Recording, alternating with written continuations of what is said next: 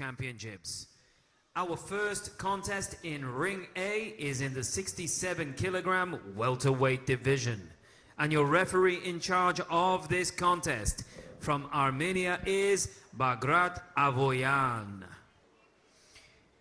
Introducing into the ring first, in the red corner, representing Australia, Jake Van Rooyen. Welcome back, everybody, to Ring A, and this is the night session, night boxing in Dubai at the IBA Men's World Championships 2025. And his opponent comes into the blue corner representing Argentina, Thomas Casazza. So this is Jake Van Rooyen, just making his way into the ring, representing Australia from Victoria. Bronze medal in the 2025 Asian Under-22s. Boxed at the Oceania Championships this year as well. Just removing his accreditation. Haven't seen many boxers do that so far. Your judges for this contest come from Afghanistan, Tajikistan, Morocco, Palestine and Azerbaijan. And Casazza is 20, boxing out of Buenos Aires. Good record, but at domestic level really, so we've not seen him tested too much, but he's young. And they've produced some good amateurs in recent times, Argentina. I saw a few in this very stadium actually 3 years ago, boxing on a Marcos Maidana card. So a touch of the gloves, and this is one of those classes that I like because I don't really know too much about either one of these. And the great thing about the early stages of World Champs, round one, is that you get to discover new fighters. So Argentina in the blue, that's Casazza, Van Rooyen, Australia in the red.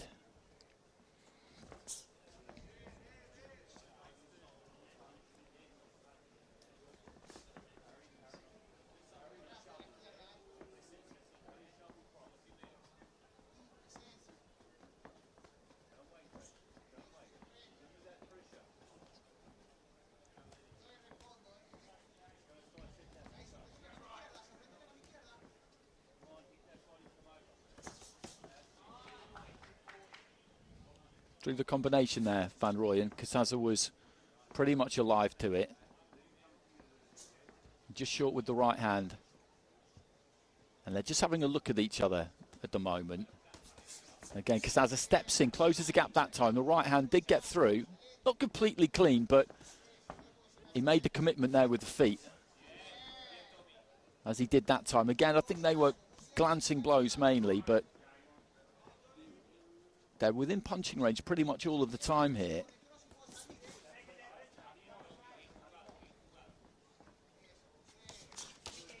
Left hand got through there from Van Rooyen. He committed to that one. The first couple didn't, and then that's a nice snake-like 1-2 just slid in there from Casazza.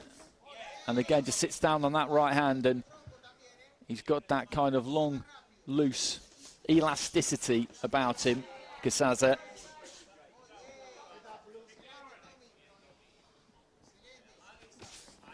Left into the body, possibly a little bit low, although he's hiked that belt line up a bit there, Van Rooyen. I'm a bit surprised the referee hasn't got him to pull that down slightly.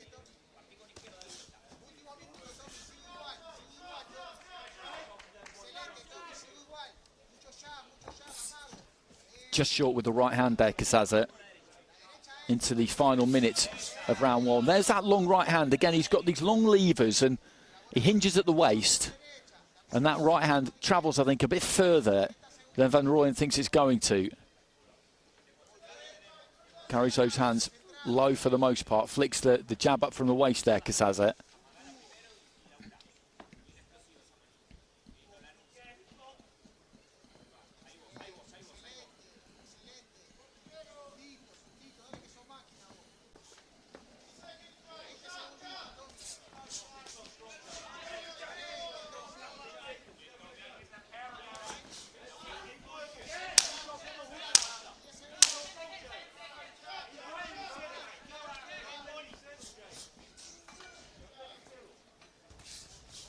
to the southpaw there, Casazza. And bell goes at the end of round one. And they look fairly well matched, these two. Casazza, of the pair of them, I think made the more significant inroads there, but Van Rooyen was looking to get his feet nice and close and just let his hands go whenever he got the opportunity. He's got the greater reach, Van Rooyen.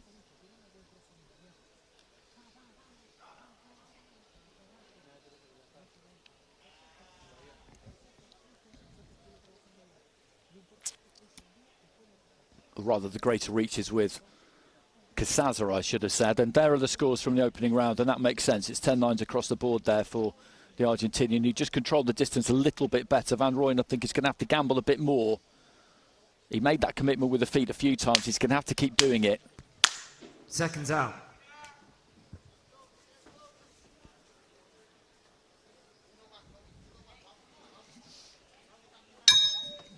Round two.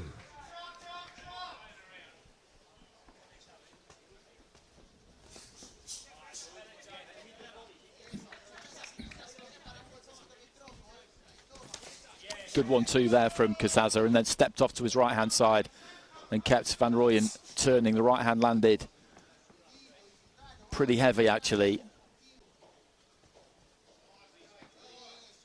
Wasn't completely crisp with the knuckle part of the glove, a bit of a kind of sandbag style element to it, but it was a decent shot nonetheless. And again, he'll shuffle in, he'll slide in with those feet. And then just let it fly, nice and long and loose.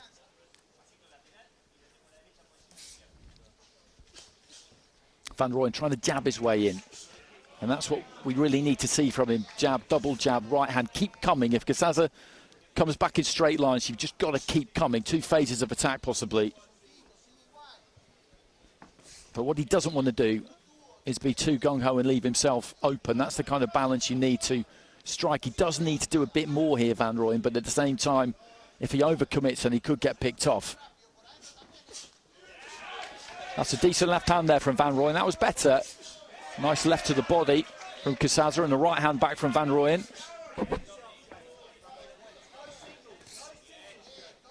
The Australian corner telling him correctly, no singles. They want him to punch in combination. And as I say, possibly a couple of phases of attack. There's that cheeky right hand lead again from Casazza, and then just sits down on the 1-2.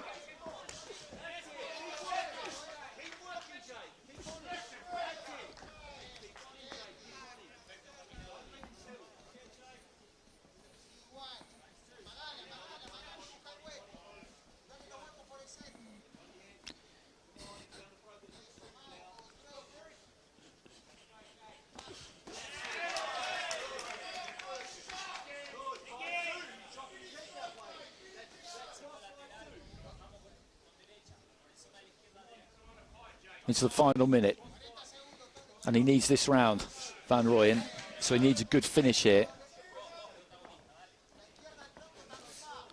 Just short with the right hand that time, Casazza. The weight just threatened to come over the top of that front foot.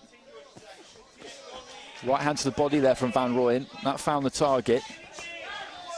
And again, he just pursues Casazza there. That's the right thing to do. It was good elusive skills from the Argentinian. Pulled back and then stepped off to his left-hand side, but he was under some pressure there.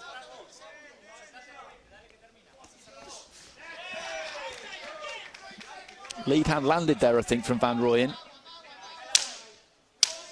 Final few seconds of round two, and the scores for this round for Van Rooyen absolutely critical.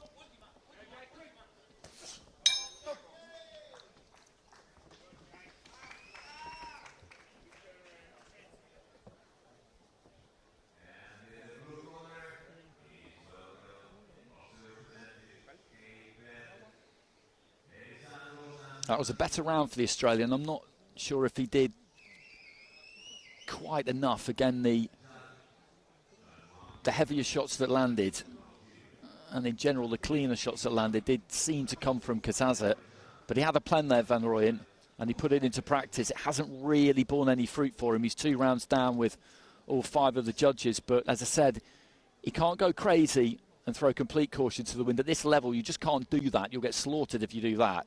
So he's trying to strike that balance there. And I think he did it pretty well, actually, because he did have a better round.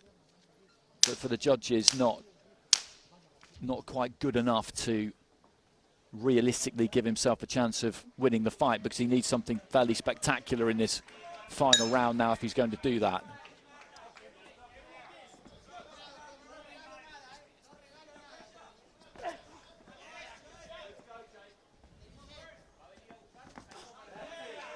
And he looks for that right hand there, Van Rooyen.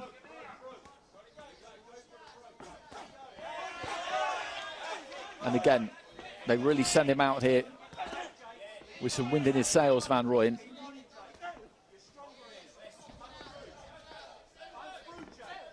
There's that right hand lead again. He gets low and flicks it up, and fighters will tell you it's almost a bit of an insult to get hit with a right hand lead. It's like being nutmegged in football to an extent. And that's a neat combination. There's a bit of blood coming from the nose there, I think, of Van Rooyen, just peering across the ring. That's a good stab to the stomach with the lead left hand there from Casazza, and then throws that lead right again and rolls off to his right hand side. That did look a bit low from the Argentinian.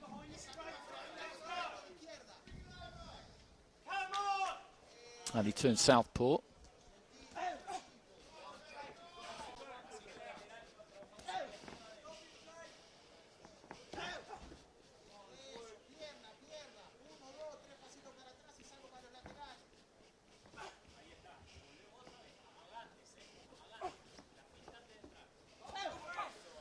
And there's that right hand again. That time he turned, and so he pretty much threw that as a southpaw jab. And then just throws that left hand as he's moving off to his left-hand side. He relies on his reflexes as the first line of defence, Casazza. That is absolutely true. He very rarely has those gloves anywhere other than where they are right now, which is hanging below that waistline as we head into the final minute of this opening contest of the night session.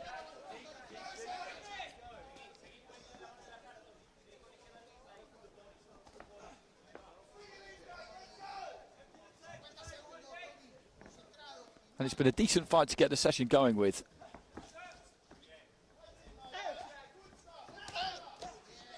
And again, just throws that left hand as he's moving off to his left. And you see there, he just pulls the weight onto the back foot, tucks up with that chin behind the shoulder or thereabouts. And it's an effective method for him.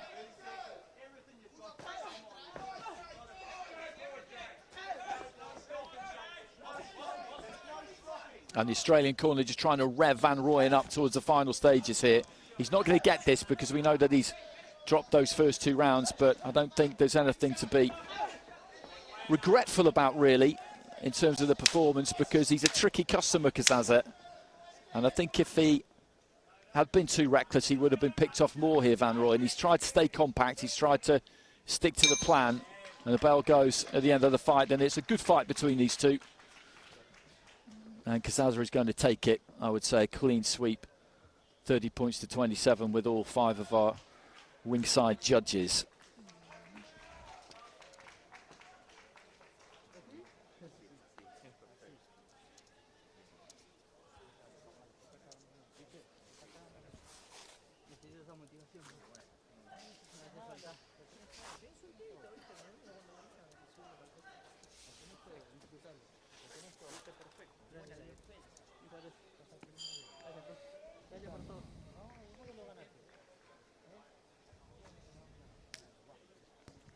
Ladies and gentlemen, we go to the judges' scorecards where we have a unanimous decision in favor of your winner.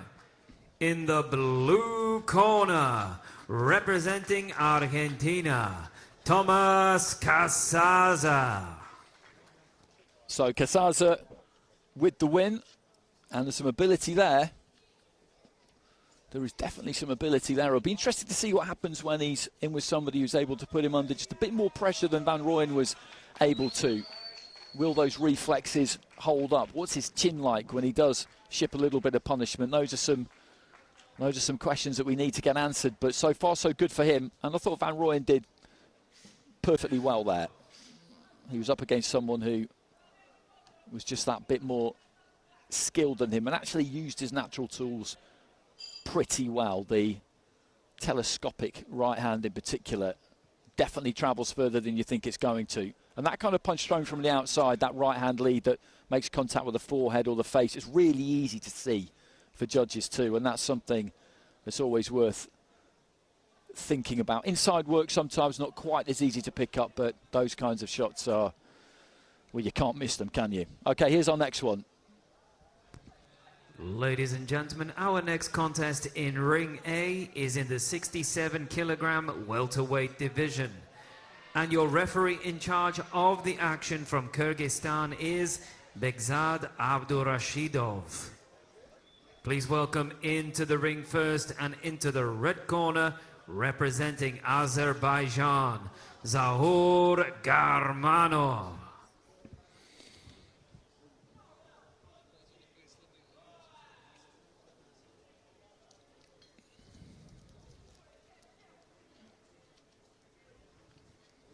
Former European junior champion, Gahramanov, 21 years old now.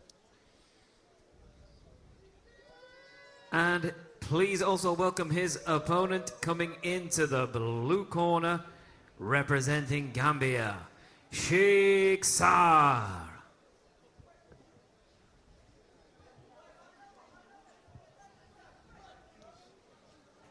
And Sheikh Sarr, I should say, boxing for Gambia, does have some IBA World Championship experience. Boxed in the 2023 version in Tashkent. Your judges for this contest come to you from Kazakhstan, Colombia, Serbia, the United Arab Emirates and Egypt.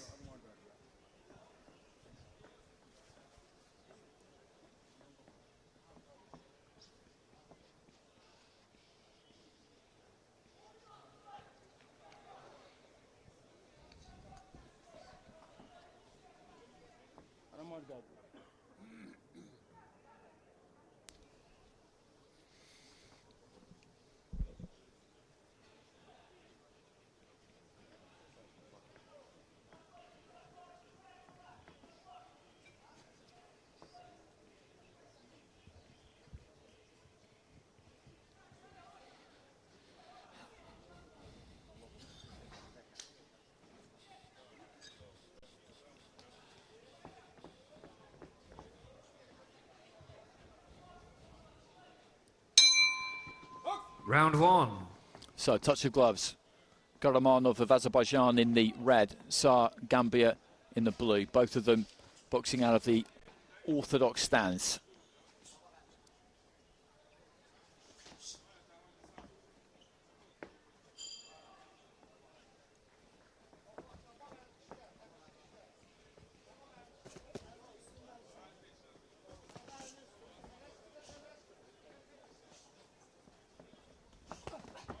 So just trying to shoot that jab. Gahramanov just trying to time it there. Step in and unleash the combination. He's taking the centre of the ring here, Gahramanov. He wants to try and push Sheikh Sarr back. He was spending a little bit too much time in the early stages on the ropes with his back square to the ropes.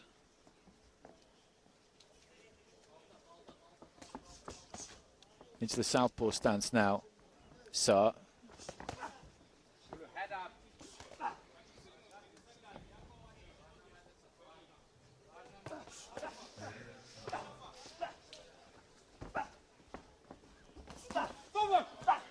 Well, the right hand landed, and the referee has decided to give a standing count here. It was a good shot.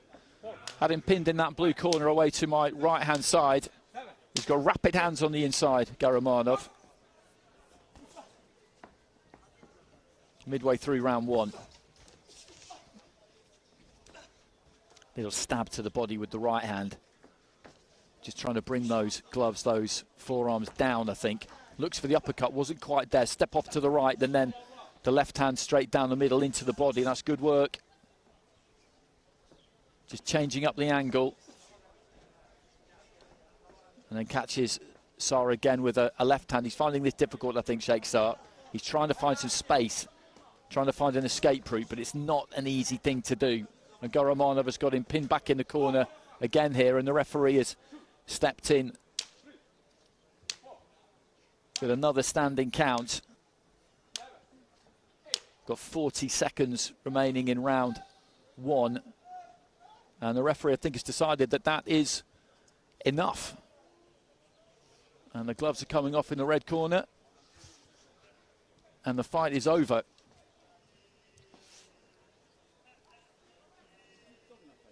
Well, the referee has the best view. I'm not saying he's wrong. I think they feel that it was a little bit premature in the blue corner, but you could see which way that was heading. He brought really good pressure from the start there, Gahramanov. And in all honesty, he was a level above Sheikh Sarr. He looks like a tidy enough fighter, but Gahramanov, I look forward to seeing him again because he brings some good pressure. He's got nice quick hands, and that work we saw him do just before he forced the second standing count, where he's working to the body, then steps off to the right-hand side just to give him the angle to throw that left hand into the pit of the stomach. That's intelligent, close-up fighting. Ladies and gentlemen, your winner by RSC in the red corner, representing Azerbaijan, Zaur Gahramanov.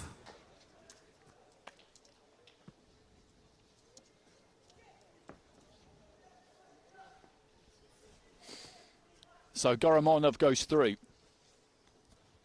in quick time.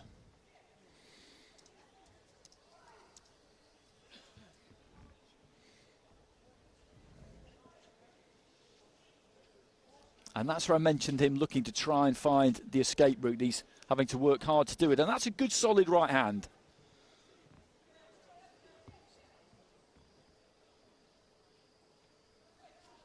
Left hand into the body. And when he's got him trapped in the corner there, he just wouldn't let him out.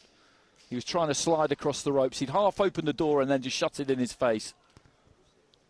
Ladies and gentlemen, bout 85 was a walkover contest. Therefore, going into the next round, Costa da Barbosa from Guinea-Bissau.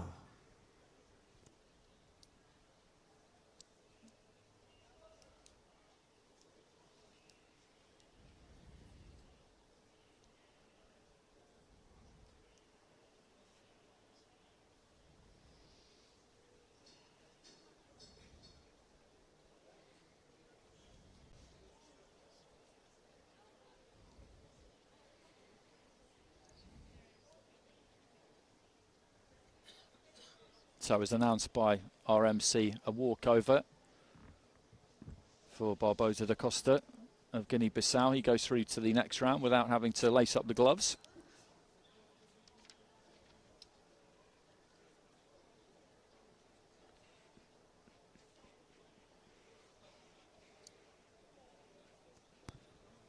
Ladies and gentlemen, our next contest in Ring A is in the 67-kilogram welterweight division.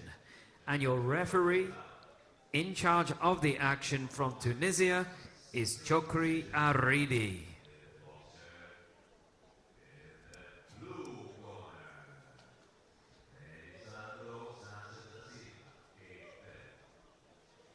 Please welcome into the ring first in the red corner, representing Sri Lanka, Kobawaka Pathmasiri.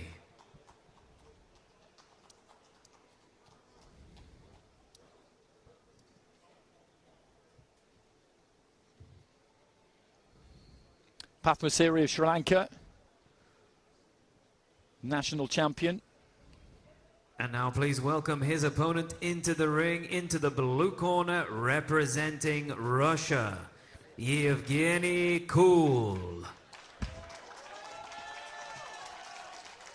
And another national champion, this one boxing out of Russia, Evgenii Kool, still young, just 23 years old. I first saw him at the World Championships of Belgrade in 2021. Your judges for this contest come to you from Morocco, Kazakhstan, Armenia, Kyrgyzstan, and Romania.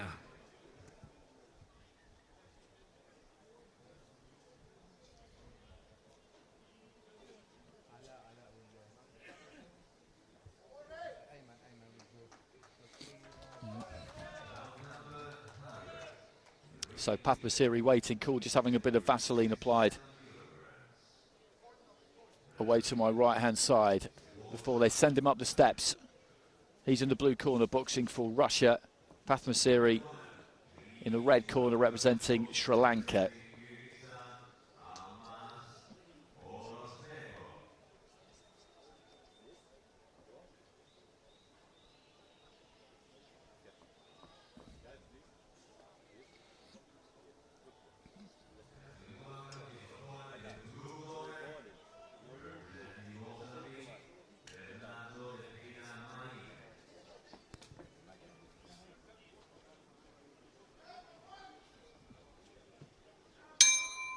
Round one.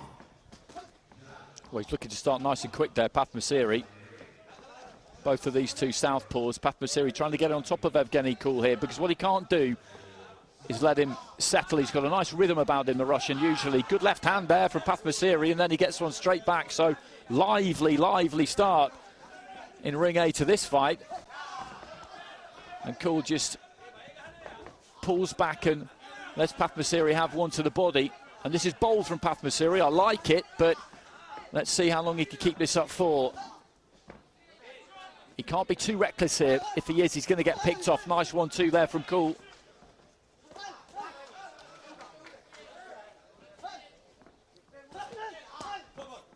Good right hand, and there's a standing count. The 1-2, and then the hook off the back of it. And that was some quality work. He was in such a good position to throw that right hand, just clipped it up from the waist. And Pathmasiri, as I said, came out quick, and I give him credit for that, because he's trying to win this fight. He's not just trying to hang in there. Good left hand from him there. But it could be a bit dangerous for him.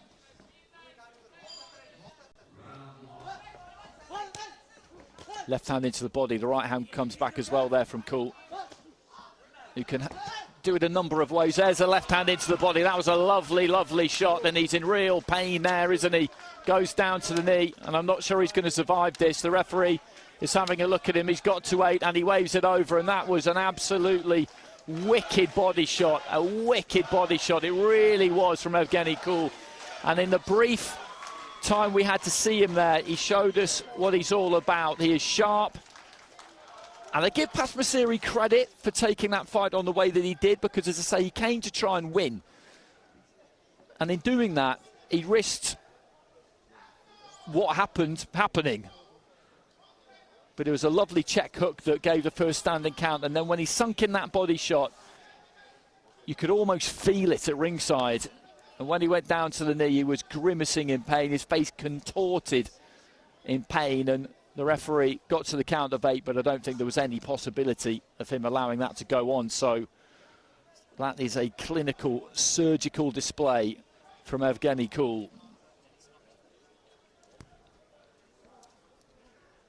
Ladies and gentlemen, your winner via RSC in the blue corner, representing Russia, Evgenii Kool.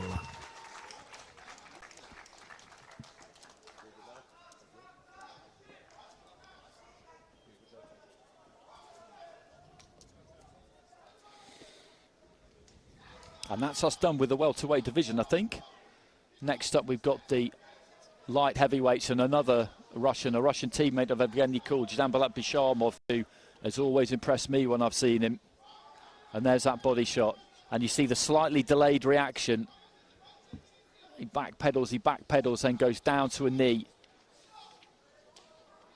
And he'll have loved that, Evgenii Kool, somebody really coming at him like that.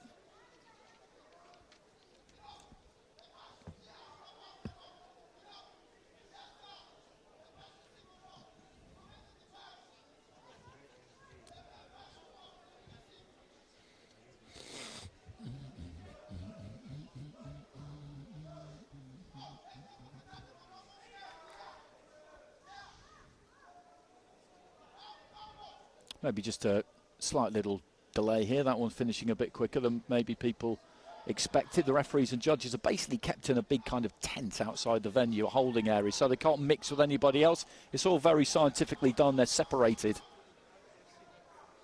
Ladies and gentlemen, our next contest in Ring A is in the 80-kilogram light heavyweight division. And your referee in charge of the action from Italy is Luca Vadilonga.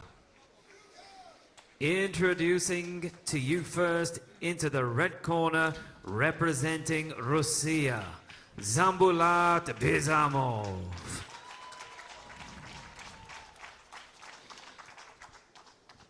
So Bizhamov, 25 years old, has had 3 pro fights, undefeated, 2 in IBA Pro, undefeated there too. And like a few of these fighters, the first time I saw him was in Belgrade in 2021, and he impressed me right off the bat. He was young then, he was 21, I think, 20 or 21, and he just had a lot to offer.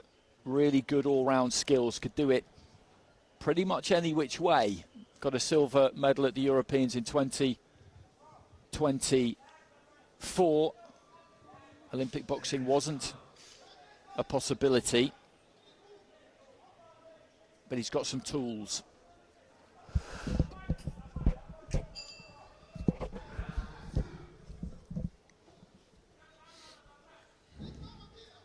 And he'll be up against Tevita Malupo of Tonga, who has taken part in the Pacific Games in 2023. So he's in pretty deep here, Tevita Malupo. And now, ladies and gentlemen, please welcome his opponent in the blue corner, representing Tonga, Tevita Malupo.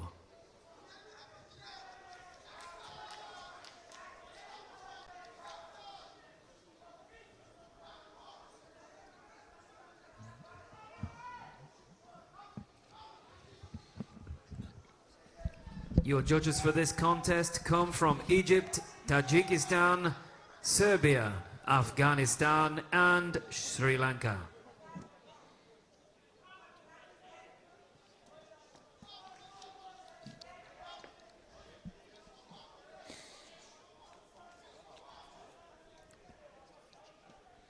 It'll be interesting to see how he goes about this, Malupo. I've not seen him fight before, but we saw what Pathmasiri did in that previous fight. He looked to take it to a really good fighter in Evgenii Kool, and in the end he paid the price. I gave him credit for it, and I meant it, but he paid the price for it. And what is Malupo going to do here? Because he will know about Bizhamov, he'll know about the reputation, he'll know about the ability. He does look a bit nervous, nothing wrong with that, but he's filled out a bit the last few years, from 75 kilos to 80, Bizhamov. He's in the red, Malupo in the blue. Round 1.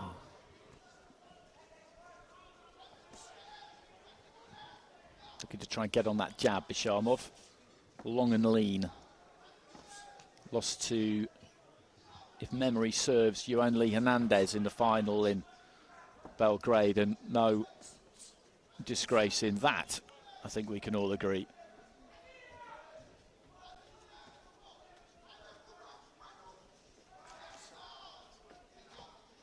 Little feint with the front foot, and again, just seeing if he can get a bite from Malupo, who's just trying to keep his shape at the minute and not bite on those feints. Good use of the jab again there from Bizhamov. Malupo trying to do some work on the inside.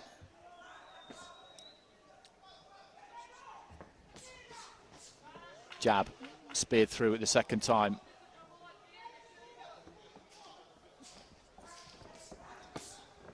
Left hand into the body was solid there from Bizhamov, turns southpaw.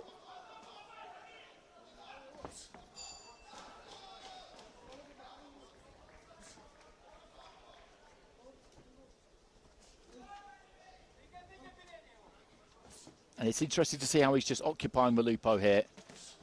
And then he looks for the uppercut and the straight left hand. The feints and the lead hand are giving him plenty to think about. There's that left hand into the body again from Bizhamov. And he's dictating terms here, the Russian, without doing too much, really. Not yet, anyway. But Malupo's keeping his concentration. He knows he can't afford to give anything away here.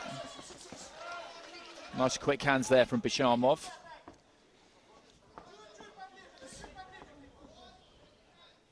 Into the final minutes of this first round. Left hand into the body from Bizhamov. And he's given a bit of ground there. I think he felt that.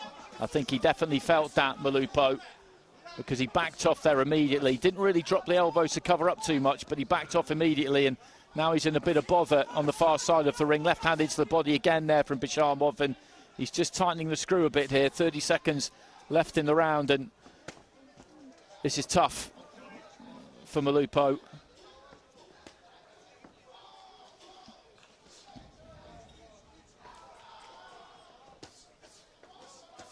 Goes down to the body, threads the uppercut through, then down to the body again. Wherever there's a gap, he's very adept at finding it, Bizhamov, and he's doing his best to cover up here, Malupo. And every now and again, he'll try and step onto the inside and get something done himself. And there goes the belt.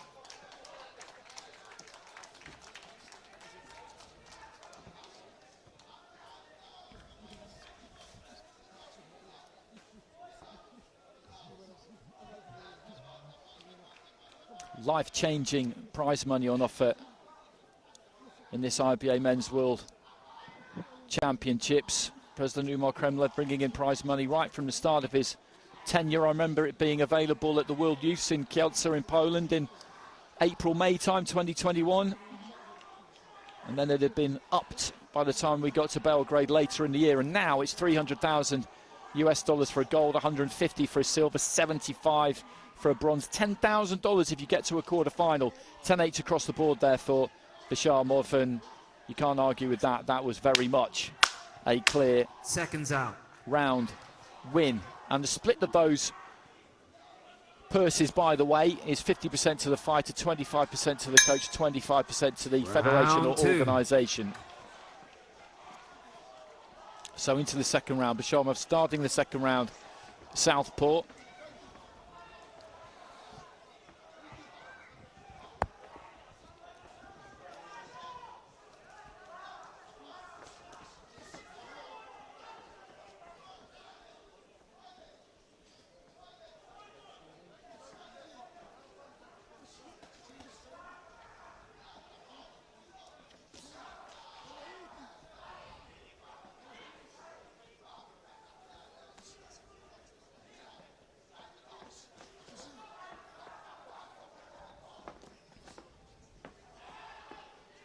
Maybe not quite as effective, southpaw Bizhamov, at least not yet. Malupo has navigated this opening minute of round two without too much discomfort. Back orthodox now, the Russian.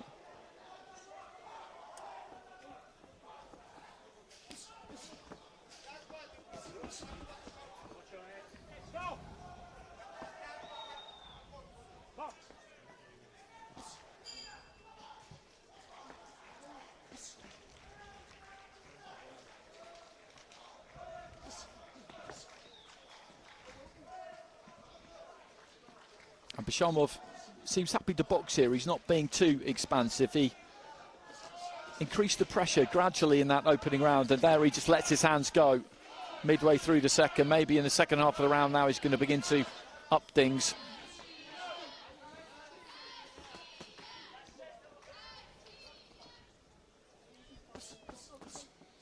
Tripling up the jab. The first and the third got through pretty strong.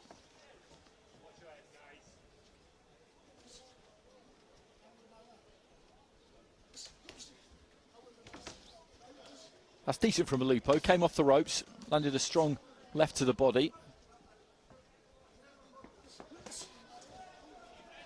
Bizhamov just stepping into the 1-2, can box pretty effectively out of either stance. I think he's better in the orthodox stance. Pretty effectively was a little bit of an understatement. This is where he doesn't want to get caught, Malupo, on the ropes with his back square, but he kept the guard nice and tight there.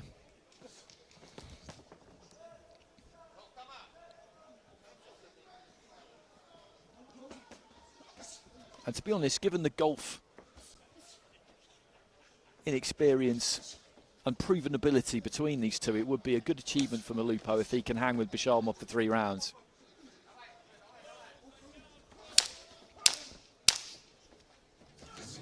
That's a good strong left hand, straight up the middle, and another one.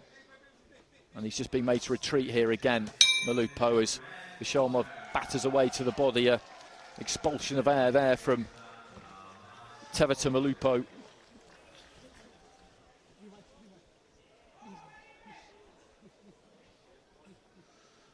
Just trying to cool these fighters down. It's not that hot, probably 22, 23 degrees around this time of night, I would say.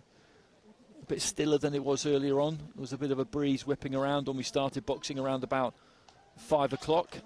But I think the fighters are very much enjoying these conditions. The health and safety of the participants in any competition is always the most important thing.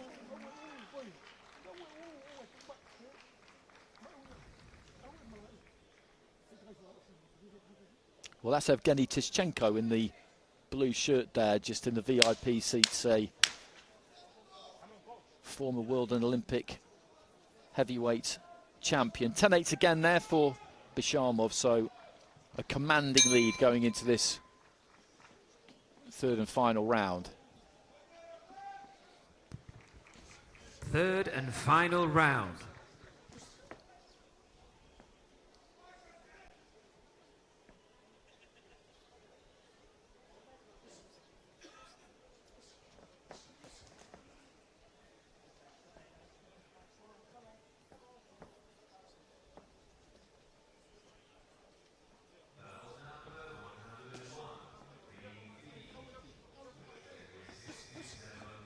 Bizhamov looking to try and use that jab again, then leads up with the hook. Be interesting to see what he does in this round. Is he going to really go after Malupo, or is he happy enough just to box out the 3 rounds? It's not the kind of fight where you think there's imminent risk of a head clash. Malupo's not that kind of awkward customer, so Bizhamov, I think, will just box, and if the openings are there, he'll look to try and take them. But I don't necessarily expect to see him really try and force anything. Give yourself 3 rounds to get used to the stadium. These fighters will have boxed outdoors before, but it's not typical. The tennis stadium's just ideal for boxing.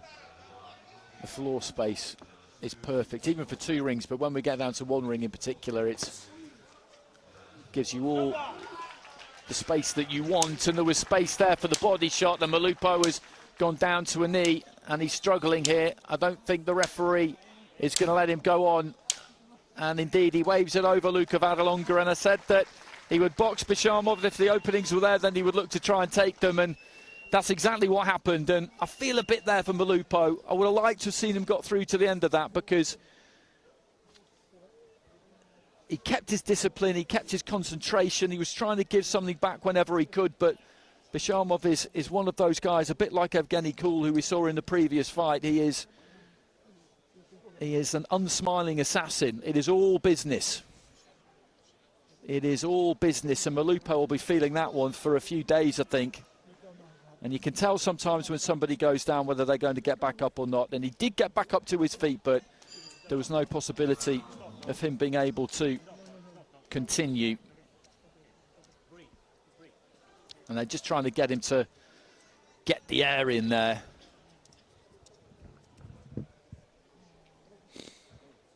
And he'll feel at the moment like somebody's just shoved a red-hot poker through his ribcage.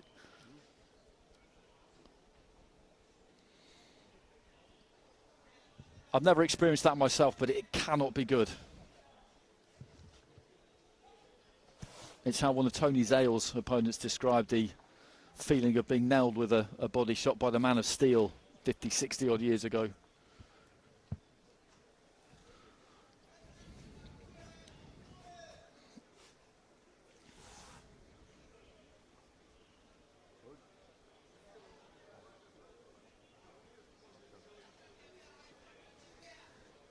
Ladies and gentlemen, your winner by RSC in the red corner, representing Russia, Dzhambulat Bizhamov. So Bizhamov through, referee stopping the contest after Malupo was dropped with a kind of liquefying body shot, really. But I think he did himself some credit there, Malupo, I do, because there were some nerves there. You could see them as he was stepping up into the ring, and that's understandable, but he stuck to his task. He looked to try and keep it tight and compact, didn't want to give anything away. And in that third round, I did wonder whether he would make it through. And then he just waves that lead right hand there, Bizhamov, and then just shovels that left right into the danger zone, into that floating rib area. Slightly delayed reaction that you often see with body shots, and down he goes. And a bit like one we saw a few fights ago, you can see the pain. You can see what they're dealing with, and you're just extremely glad that it's not you. And Bizhamov makes his way through to the next round, and we will stay in the light heavyweight division. Yerassyl Zhakpekov of Kazakhstan. Ebenezer Tenegezwende Zougrana will be his opponent.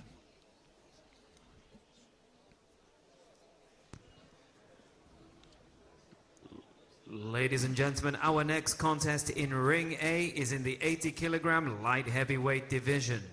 And your referee in charge of the action from Colombia is Juan Carlos Fernandez Mora. Please welcome into the ring first, in the red corner, representing Kazakhstan, Yerassyl Zhakpekov. Zhakpekov, winner of the Eindhoven Cup this year. Asian under-22 champion last year, also been an Asian junior champion, so plenty of pedigree there. And please welcome his opponent coming into the blue corner, representing Burkina Faso, Ebenezer Tene Zougrana.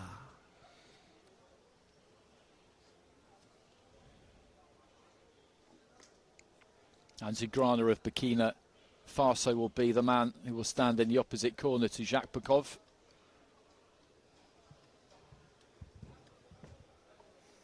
Your judges for this contest are from the United Arab Emirates, Morocco, Azerbaijan, Latvia, and Palestine.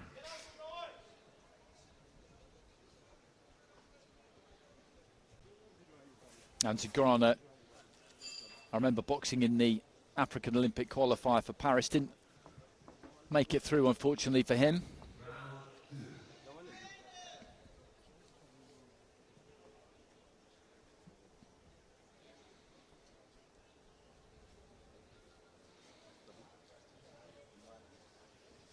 Hovhannes Bachkov getting to work in Ring B. I'm just looking at the big screen away to my right-hand side as the referee makes final checks. Good to see him in a competition. He's been a regular in IBA World Championships for a long time now. Fantastic fighter to watch.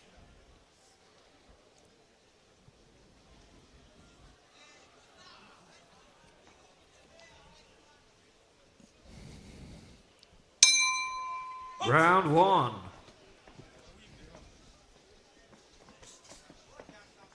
So Zhakpekov, Kazakhstan in the red, the southpaw, the orthodox fighter in the blue, Zougrana of Burkina Faso. Just trying to keep that upper body on the move here. Zougrana trying to muscle his way onto the inside, let go with the right hand there. I think the upper body movement, if anything, is just a little bit too extravagant. He walks straight onto a straight left hand there, and the referee has given the standing count. I think he just needs to just slow things down a little bit here, Zougrana, if he can. He does need to move that head, but the amount of lateral movement he's employing at the minute is going to take it out of him. It makes it slightly hard at times to keep his own balance.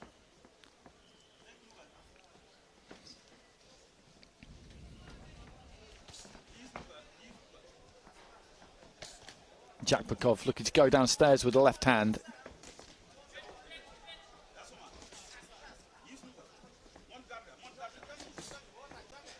Let's go with a bold right hand there, Zougrana. Missed the target. Left hand into the body, and that was a good shot. And the referee again has given a standing count here. He did wince as it landed. I wondered if we might see that delayed reaction again. So it's a maximum of 3 standing counts that the referee can give in any one round, a maximum of 4 in any one contest. And there's a chopping down left hand, and I wouldn't have been amazed if he stepped in again there, the ref. is getting picked off here, Zougrana.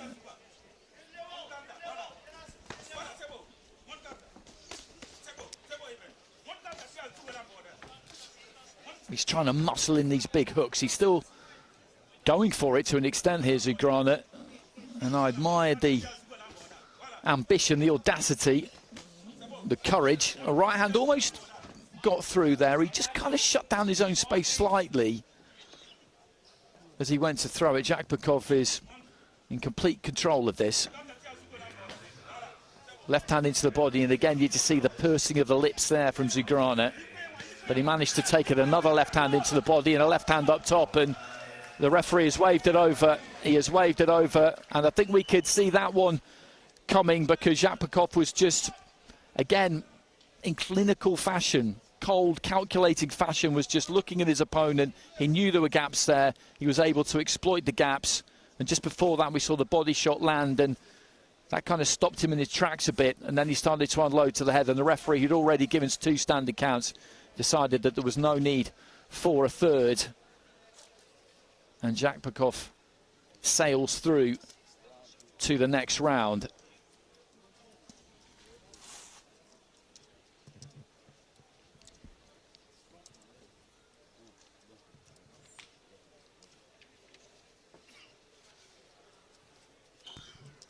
Ladies and gentlemen, your winner via RSC in the red corner, representing Kazakhstan, Yerassyl Zhakpekov.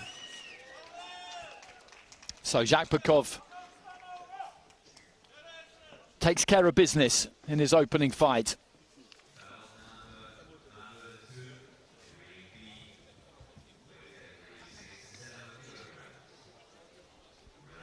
And there's that left hand into the body, and you could see him just wince when that one landed. And I think that probably was what caused the referee to step in with the standing count. And he gets another one and manages to wear it, stays in there.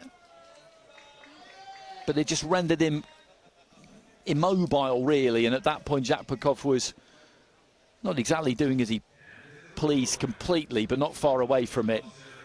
And the referee waved it over. We've had a good few stoppages in this ring over the last couple of days.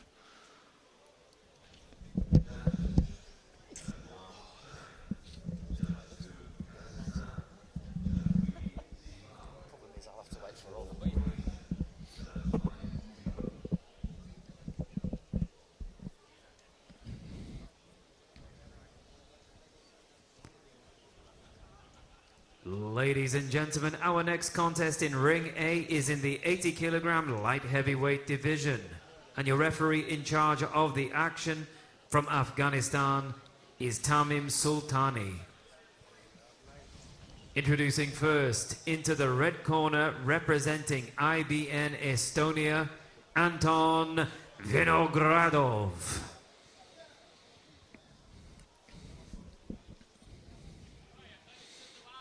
Good recent record, Vinogradov, 22 years old, a couple of bronze medals in the last few years, one in the under-23s, European under-23s, that was last year, then back in 2022 in the European under-22s.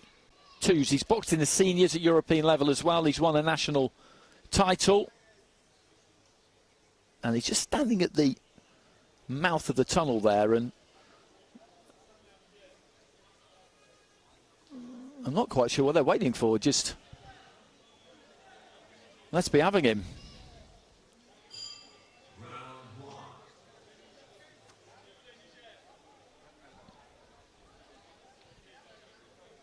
Here he comes. And now please welcome his opponent coming into the blue corner, representing Kenya, Robert Okaka. And another Kenyan fighter coming at us in the blue corner, Robert Okaka. Competed at the Tashkent World Championships a couple of years ago. Has done quite a lot of boxing in the Kenyan Boxing League.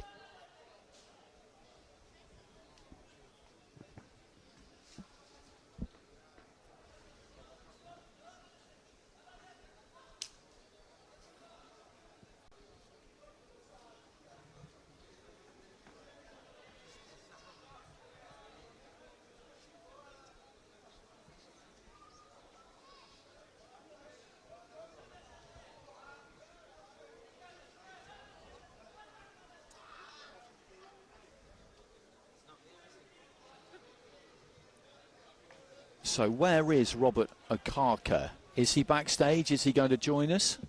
We've had a succession of stoppages, but you've got to keep your eye on what's going on. You know your turn in the Your judges for roster. This contest will be from Morocco, Sri Lanka, Italy, Romania and Egypt. Well, somebody has just scurried out towards the end of the tunnel here, but still no sign of a man in a blue vest. We did have this yesterday. Jason Wolf made his way to the ring for Samoa, and Yerassyl Williams for the Bahamas did not.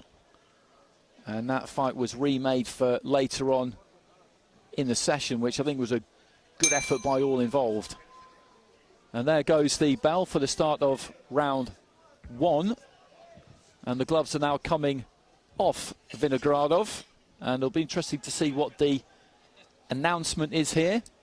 Oh, here he comes. Is he too late?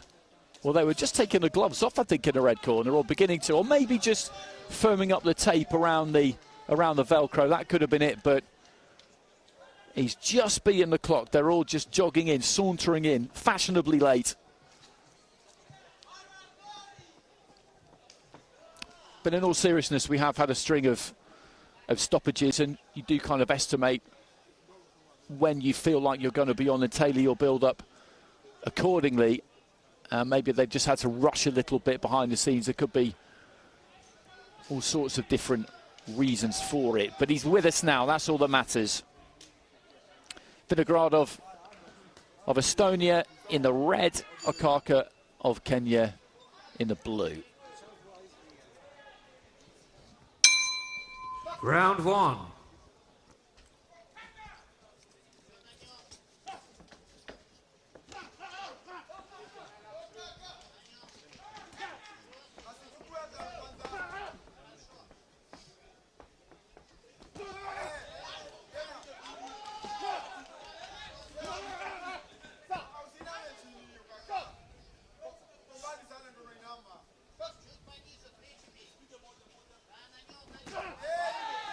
Looking to let that right hand go there, Okaka. Reaching for it a bit that time. Slightly ungainly look to him.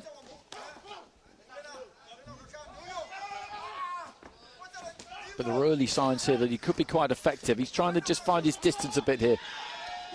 Vinogradov, I think, just back off and give himself a little bit of room. He's got that kind of spidery style, Okaka. Long arms, long legs. It does tend to stoop quite low as he comes in, so an uppercut could be the shot here, I think, for Vinogradov if he can tailor it. Because that right hand, when he throws it, as Okaka comes forward, it's difficult to land that, and most of the time it's going to slide over the top of that head. He's going to have to really chop down with it.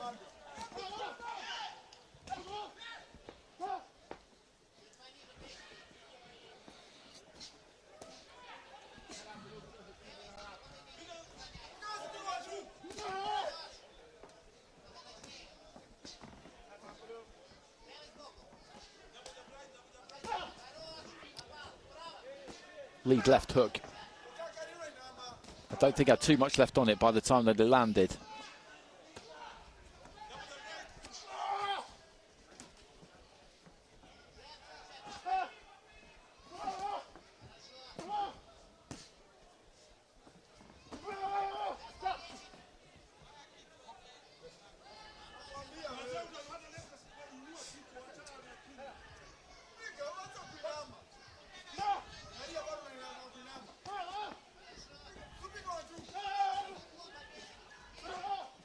Good evasive work there from Vinogradov, just rolling away to his right a couple of times, dipping those knees deep and getting low at the waist.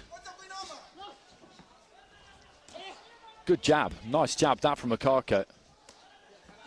It's been all action this opening round into the final 30 seconds.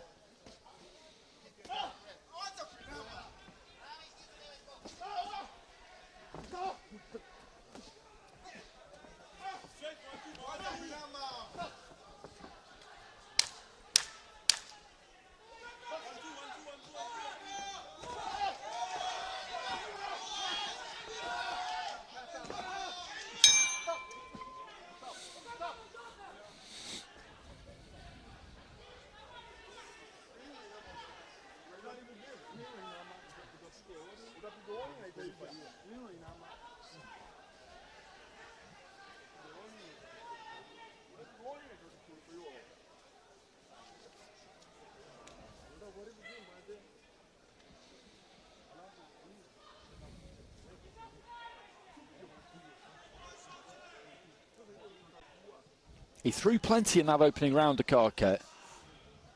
There's a lot of volume from him. I think the high percentage success rate would have come from Vinogradov, most likely.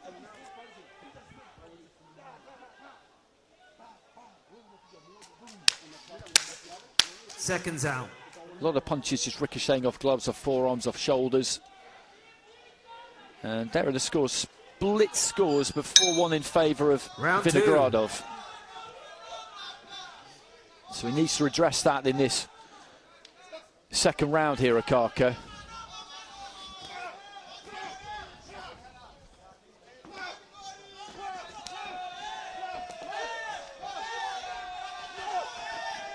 And again, he started quick, he started aggressive. I'd love to see a bit more of that jab from him because he could shoot that out, Okaka.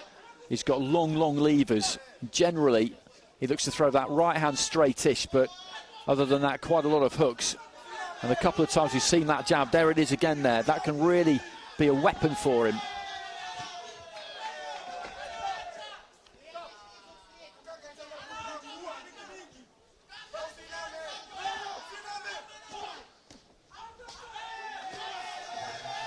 Good right hand there from Okaka, followed it with a left into the midriff, and he's just covering up a little bit there, Vinogradov, and Okaka with some good concerted pressure there.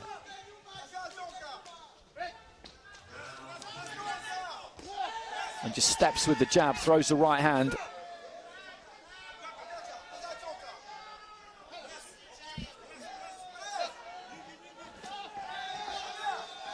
I think he's beginning to feel the heat a bit here, Vinogradov. Okaka's really bringing it. And at the minute, just looking at him, I think he's struggling slightly with it. Good left hand into the body there from Okaka again, and there's no sign of him relenting.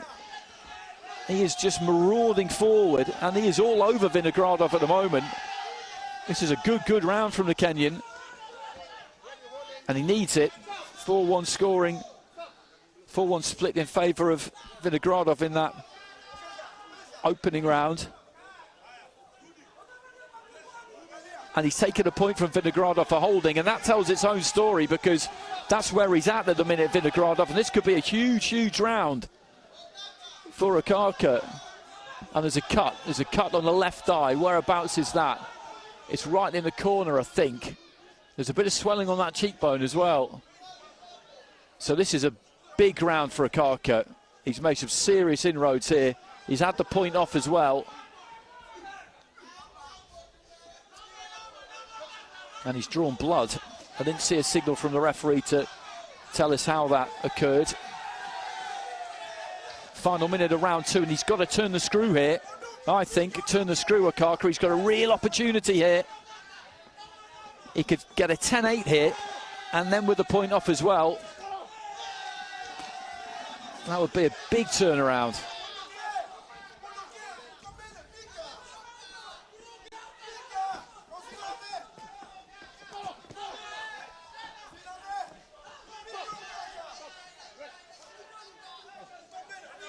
The referee just telling him to keep his head up. Final 25 seconds of round two, and it has been a torrid round for Vinogradov.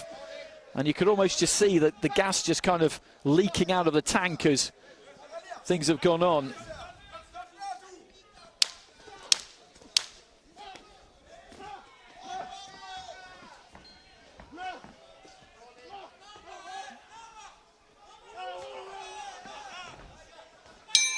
And finishing strong there, Okaka. Well, he dropped the first round 4-1 on the judges' scorecards. He hasn't dropped that one 4-1, I can tell you that. There was a point off there for Vinogradov as well. And, well, let's wait and see what the judges give us. But I wouldn't be surprised if there's the odd 10-8 sneaks in there.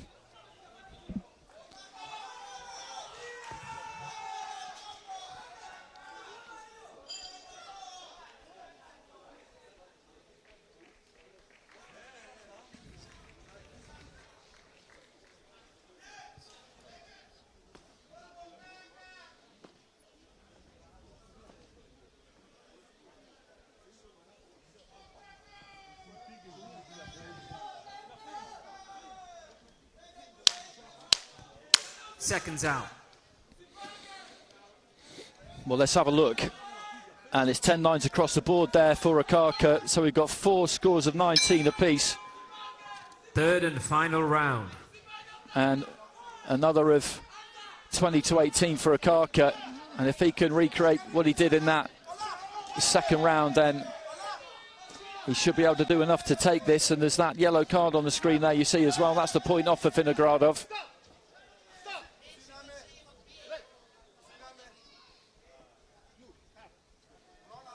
Oh, well, that's levelled it up. That's levelled it up. Because that makes it a level playing field on that score. They both had the same admonishment from the referee there, so that does make things interesting. And the referee telling them both to keep their heads up. It's getting a little bit scrappy towards the end, but I think that's fatigue playing a part there. He's trying to dig in here, Vinogradov.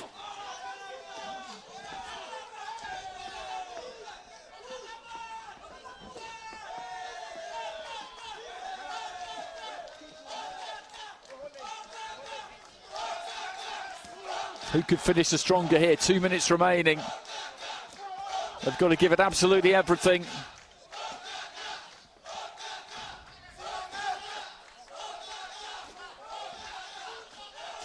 Good right hand and strong left there from Okaka.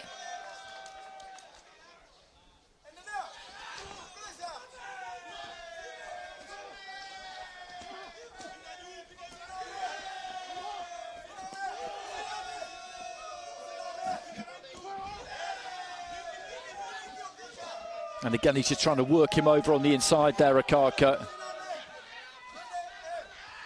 Just shrugging his man off, and then looking to let that left hand go again.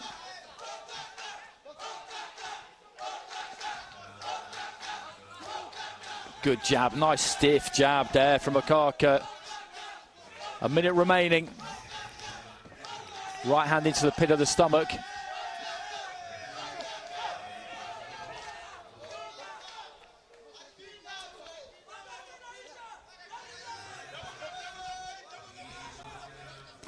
And you can tell that he's tired, Vinogradov, because look at what he's doing with the mouthpiece. He's pushing that mouthpiece out because he's trying to get more air in. And as soon as you see a fighter do that, you know that they're in trouble. That's a good left hand from Vinogradov, and a little bit of a stumble there from Okaka. This one going down to the wire, final 30 seconds. 4 scores were even going into this final round, and then we had the point off for Okaka, so that levelled that situation up. And the Kenyan team in the stands really getting behind their teammate here. Final 10 seconds, can anyone finish strong?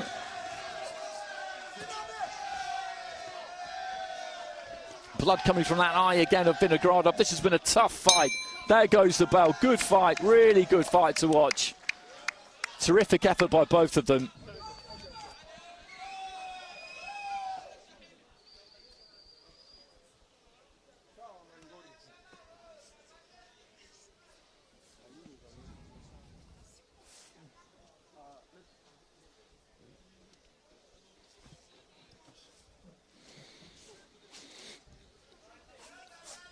And they was give and take all the way in that final round. I still fancied Okaka in that final round myself, but he had a much better third than he had the second Vinogradov. He really dug in there when he needed to.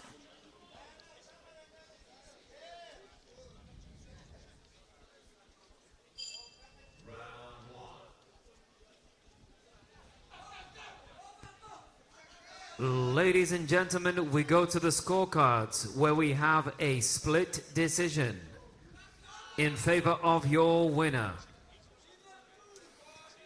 In the blue corner, representing Kenya, Robert Okaka. And you can see what it means there to Okaka. He had to really turn that around because he was 4-1 down after the first round, and he did exactly that. Big second round for him. He then lost a point himself in the third to level it up on deductions, but he finished the stronger, and he's got it. Good fight, really good fight to watch.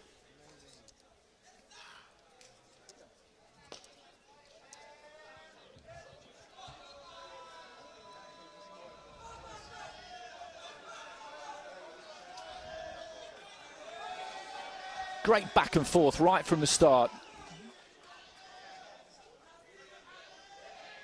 And it toed and froed. It was a dominant round in the opening round for Vinogradov. Then Okaka had a massive second. Then in the third, it was kind of nip and tuck, really. But Okaka came out on the right side of it.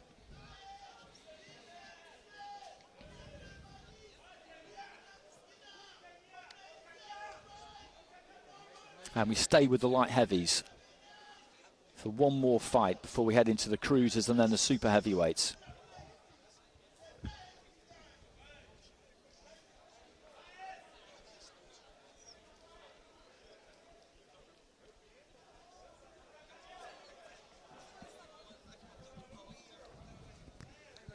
Ladies and gentlemen, the next contest in Ring A is in the 80-kilogram light heavyweight division. And your referee in charge of the action from Azerbaijan is Faud Aslanov. Introducing into the ring first, in the red corner representing Latvia, Aleksandrs Malinovskis.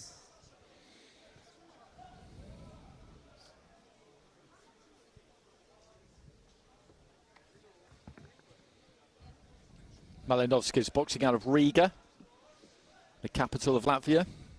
And his opponent comes into the blue corner representing Tunisia, Youssef Rafrafi.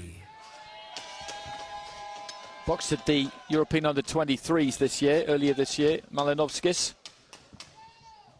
Rafrafi is 1-0 as a pro, and the same record in IBA Pro. Your judges for this contest come to you from Kyrgyzstan, Afghanistan, Colombia, the United Arab Emirates, and Sri Lanka.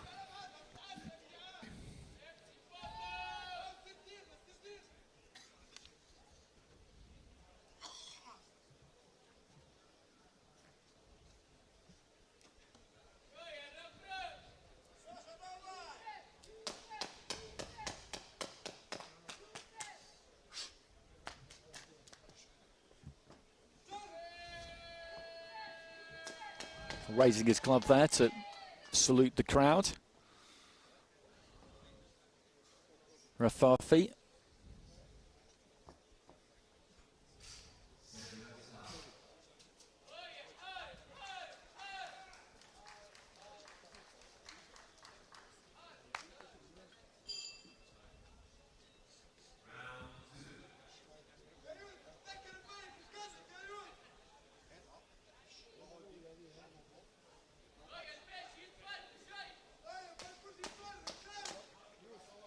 So Malinovskis, Latvia in the red, Rafrafi, Tunisia in the blue.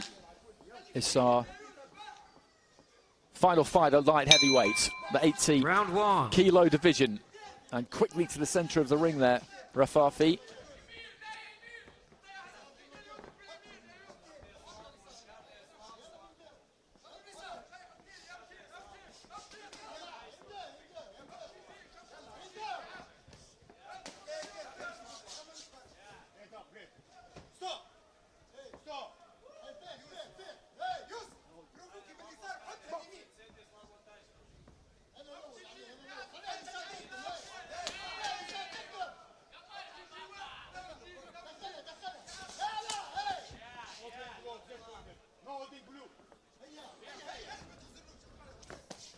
Looking to pile in behind that big right hand there.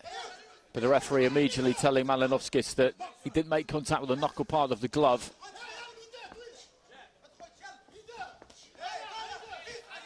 Same could have been said of that left hook there from Rafrafi. Bit untidy this in the opening minute. These two yet to really get to grips with each other stylistically. And a lot of that when they both come forward at the same time, and the head of Malinovskis ends up around about the neck area of Rafrafi, who is the taller of the two, but also boxes quite tall, whereas Malinovskis likes to get into that kind of crouch that we see him in there as he comes forward. There is huge potential for a head clash here at some point.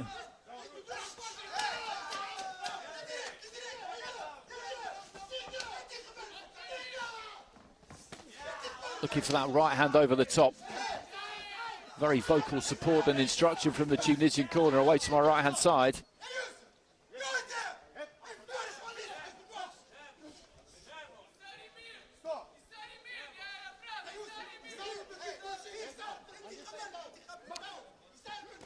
I understand why the referee's telling Malinowski to keep that head up. He just wears a good stiff jab there from Rafrafi, who I think has made a little bit of a dent in him there, maybe.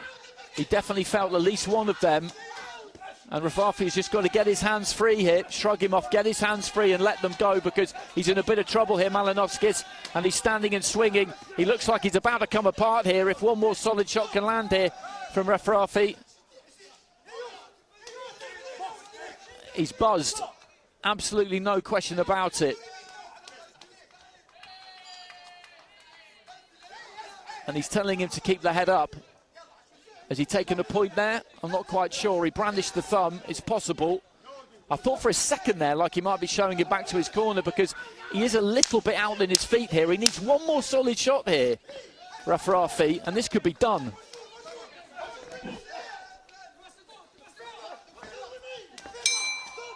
Well, he gets through to the end of the first round, but that was tough there for Malinowski. He got clipped with a couple, maybe about a minute out, and then it was a rough road into the bell for him, but he got there. What he needs to do, Rafrafi, is just not shut down his own space. He doesn't need to be over-eager. Yes, take it to him, absolutely. But he's got to give himself enough room. And there's a double benefit to that. Number one, it gives him the best chance of landing. And number two, it makes it difficult for Malinowski to smother and get a hold of him. I think that's the combination there, maybe.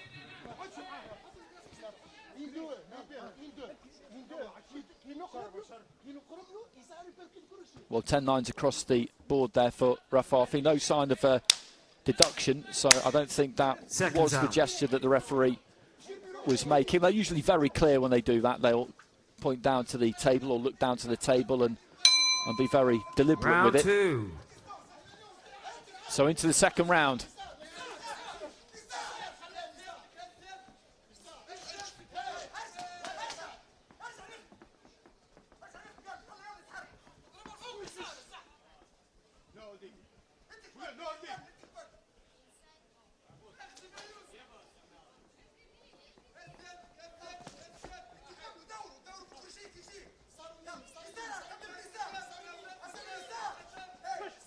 Looking for that big overhand right there, Rafrafi, but he doesn't just want to go hunting for big singles here. Still trying to set it up. There's a nice smearing right hand. He had a look at the referee there, Malinowski, so I'm not absolutely sure why. He was southpaw, then very quickly switched back to orthodox. A left hand has caught him as well there.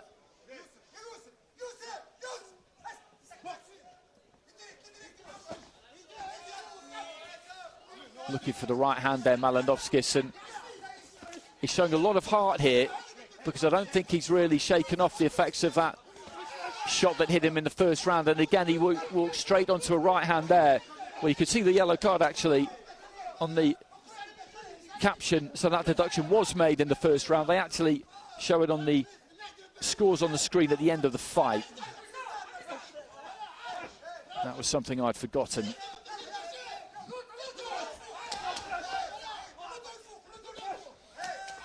He's just got to try and get himself a little bit freer there, Rafrafi.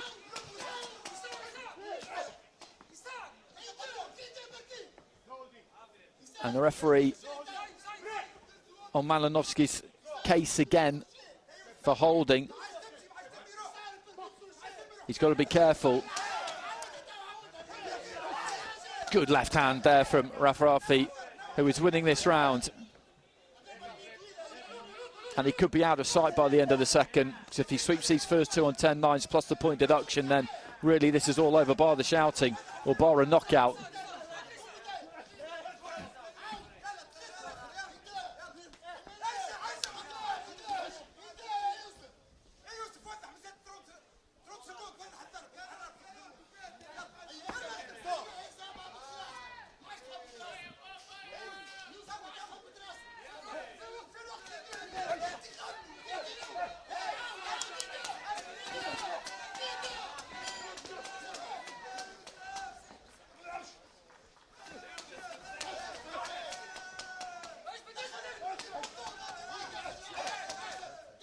Closing stages of round 2.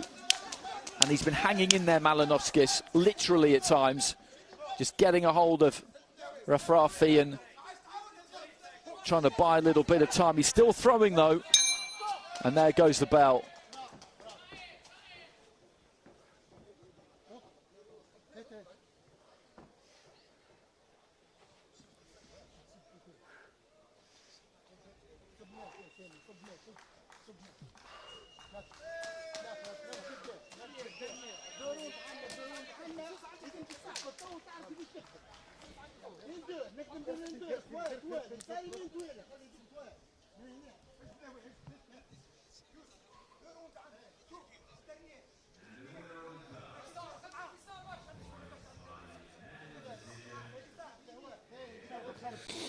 And that was another round for Rafrafi from where I'm sitting, which would give him a 2-round lead plus the point deduction, which will come off at the end. Malinovskis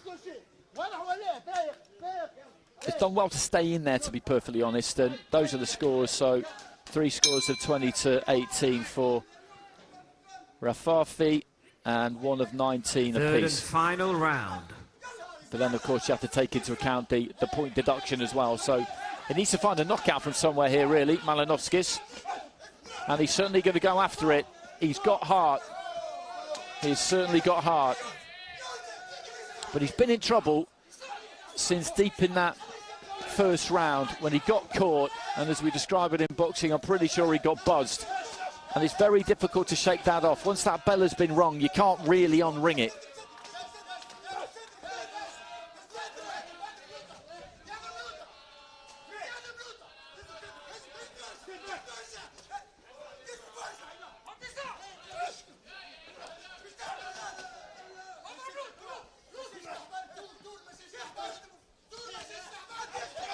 Chopping down with the left hand there, Rafrafi. Trying to find that touch of space. Good combination again there and on the inside. And the referee's having a little bit of a look at this because he's wide open here, Malinovskis. He almost landed the right hand there, Rafrafi, but Malinovskis just moved forward at the last second.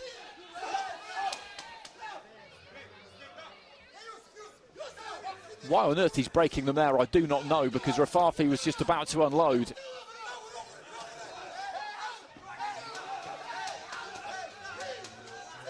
He's just got to just try and settle a little bit when he's going for the finish here, Rafrafi. It's there for him. But when he gets the opportunity, as he did when he spun his man on the ropes there, he just can't quite land. And as I say, you have to give Malinovskis credit because he's just doing enough to change the angle, to shut down the space, to make sure that he doesn't get landed on absolutely clean, because if he does, then this is over. But that's been the case for a while, into the final minute. That's a good stinging right hand there from Rafrafi.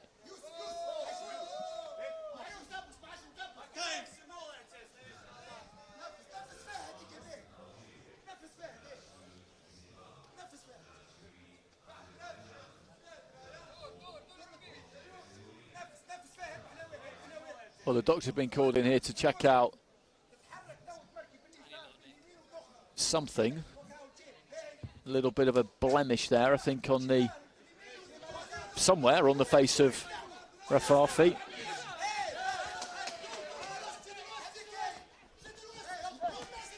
Malinovskis just almost jumping into Rafrafi there. And he's still going after it here, the Estonian. He's still keeping the belief, the Latvian rather, believing that he can win this. I've got all the time in the world for it because he's been up against it for a long, long time here. But it's that fighter's desire and will and spirit to just refuse to lose, to never know when you're beaten.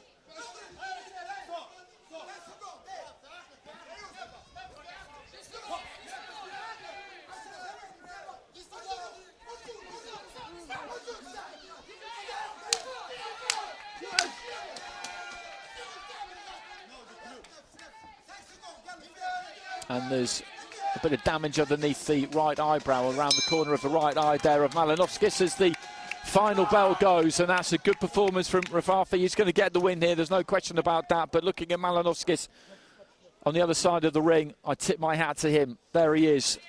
And he guts that out, he really did, because he got hurt probably about a minute before the end of the first round, and from that stage onwards, at no point did he try and tuck up and get through. He was swinging for the next 7 minutes, trying to turn this around, trying to work it back in his favour somehow.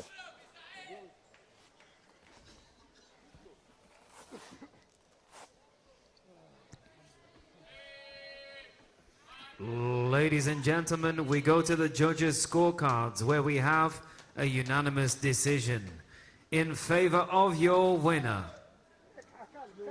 In the blue corner, representing Tunisia, Youssef Rafrafi.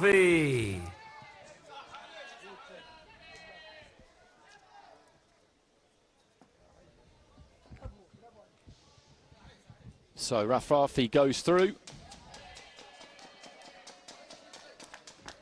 And that takes care of business in the light heavyweight division. We'll now step up to the cruisers, 86 kilos.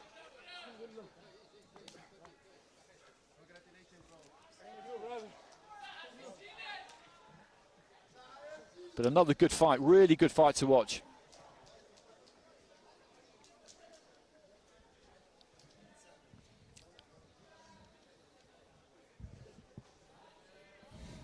He was fighting through a fog there, Malinovskis, for well over half of that fight. And that's just how boxers are built. They somehow managed to find a way through. And Rafrafi just couldn't quite put him away.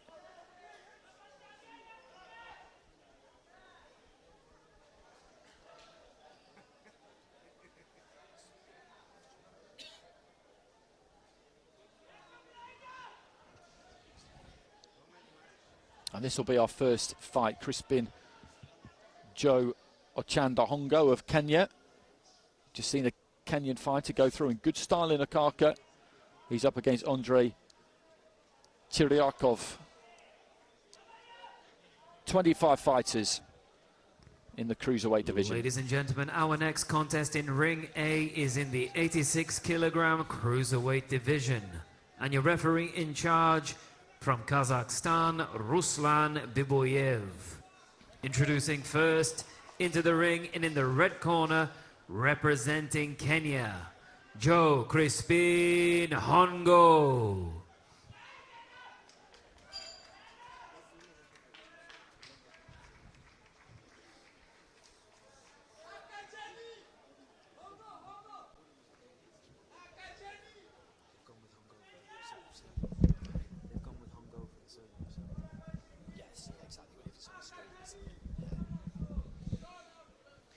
And his opponent comes to us in the blue corner, representing Moldova, Andrei Sheikh.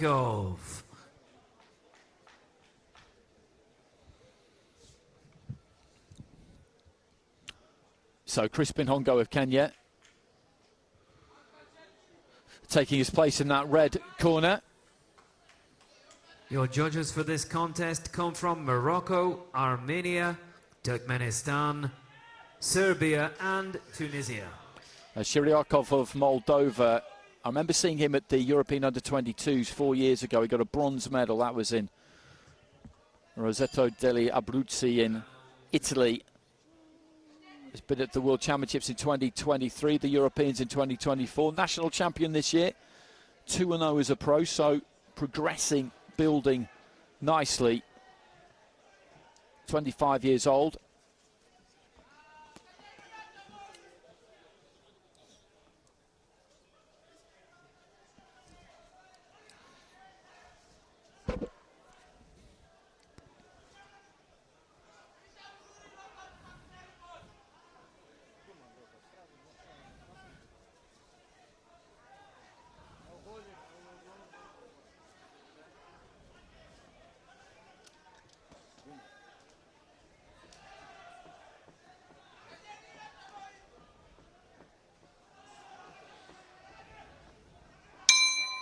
Round one.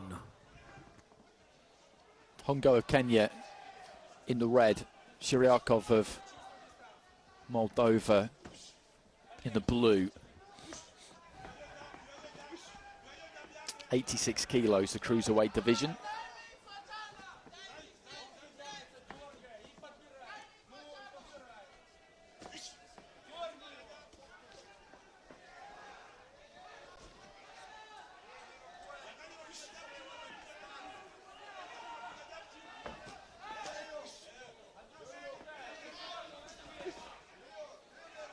Both of these two just trying to establish the jab early on if they can. Slightly physically bigger of the two is Hongo. That's a neat looking jab from him.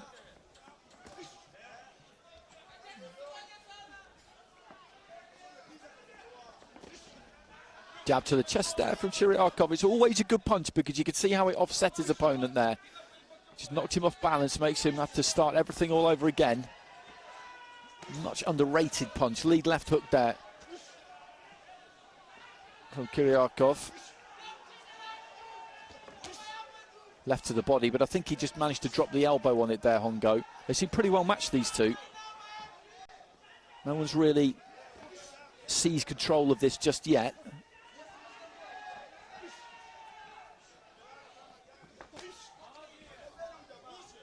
Again, he likes that hook, Chiryakov, but Hongo could see it coming, had that right glove where it needed to be.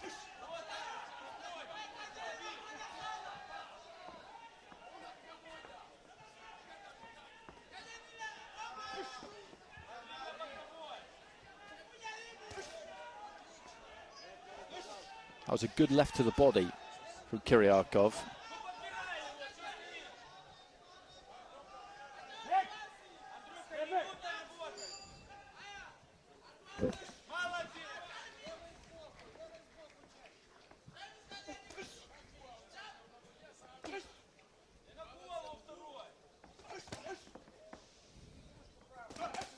Good strong right hand there from Chiryakov. And as the round has progressed, he's just not necessarily starting to take control, but he's landing some good, solid shots. Left hand into the body again there as well.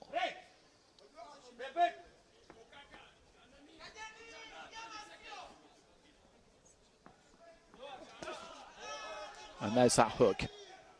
And that was a little bit tighter that time. Didn't travel quite as far. Wasn't as easy to pick up.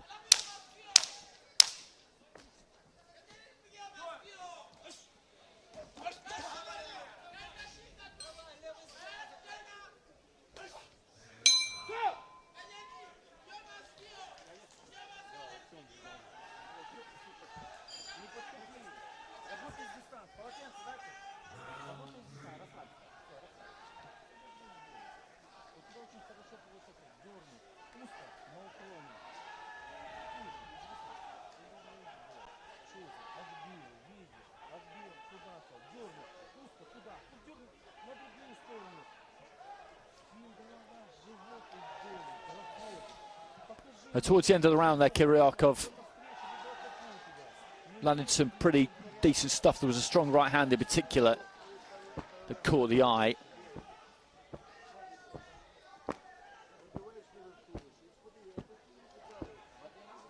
And 10-9s across the board in favour of the Moldovan. Seconds out.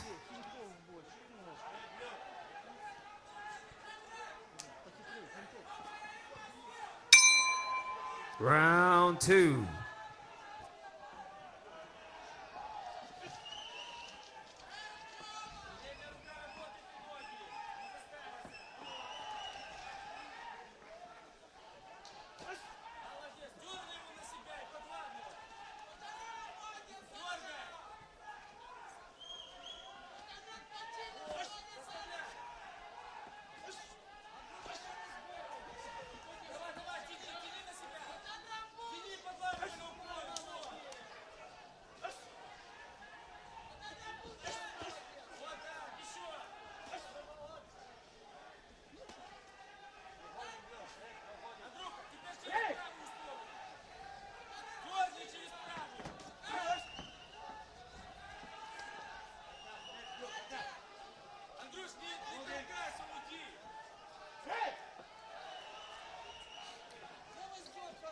Hongo just short with the jab. Chiryakov, same story with his right hand.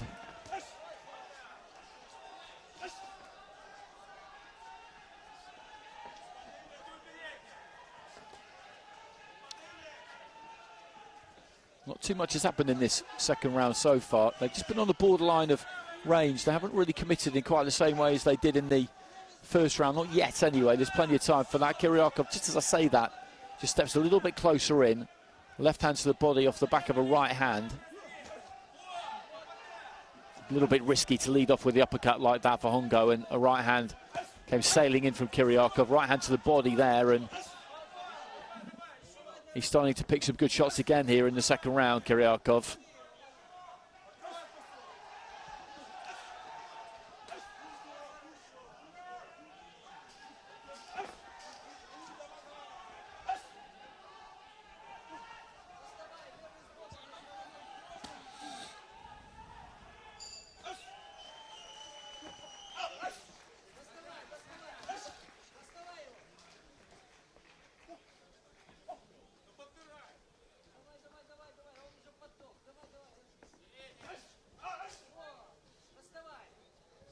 And he needs to up it here, Hongo, because he's going to lose his second round as well, and he's just second best here to Kiryakov. Needs to try something. Good left hand into the body. He's taken those well, Hongo. There have been a few, and the last couple of times one has landed, I've half expected to see a reaction because they've been solid and right on the spot.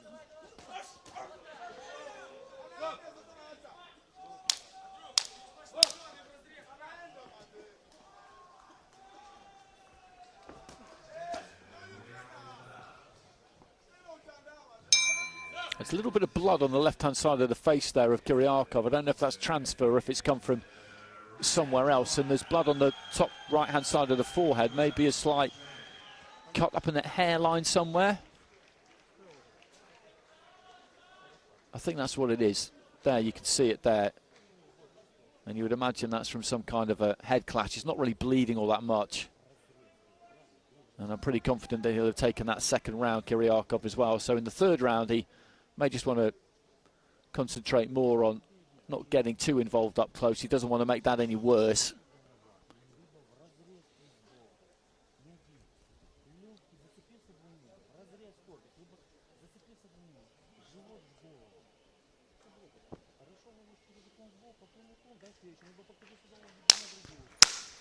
Seconds out.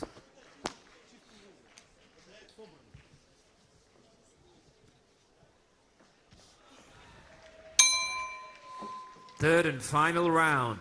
So there are the scores, and it's 10-9 again in favour of Kiryakov. So he's got a 2-point lead with all 5 judges. So it's going to be difficult for Hongo to turn this around based on what we've seen so far. And as I say, for Kiryakov, with that little bit of damage high on the head, you don't want to be too mindful of it. But at the same time, I think the preferred result here in this third round would just be to get to the end of it without that having got any worse. He doesn't need to go crazy. Looking to finish with a big flourish here. It's just not really necessary.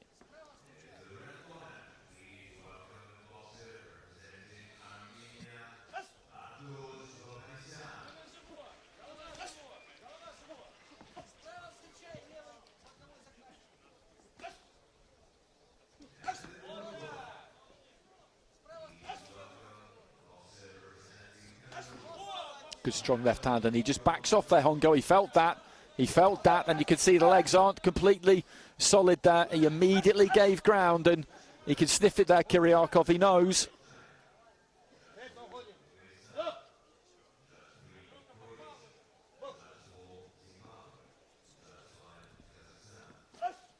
When he was throwing that left earlier in the fight, he was, I think, throwing it from a bit too far out, and Hongo could see it quite comfortably, but as he's got his feet a little bit closer, got more of a bend in the elbow,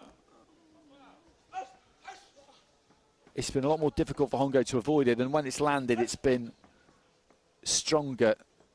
He's just got that better biting point on it. Left hand coming back there from Hongo. Just creeping in with that front foot, isn't he, Kiryakov? He's an effective pressure fighter, not because he's all over you like a rash throwing bundles of punches, but he's just on you. And again there, just shortening up that right hand, and it's a standing count from the referee.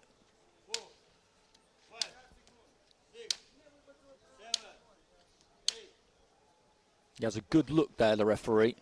44 seconds remaining in round number 3.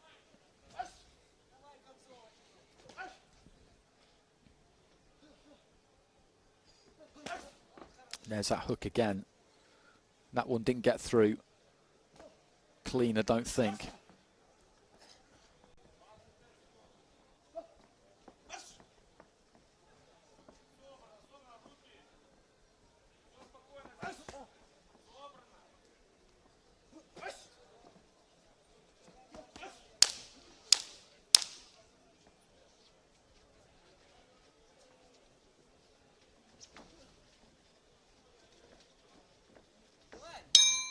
Well, there goes the belt. Touch of gloves between the two. Again, decent contest. Kiryakov has come out on top by a decent margin. He's won every round there. Hongo managed to make it through to the final bell. He was rocked by that left hook towards the end of the fight.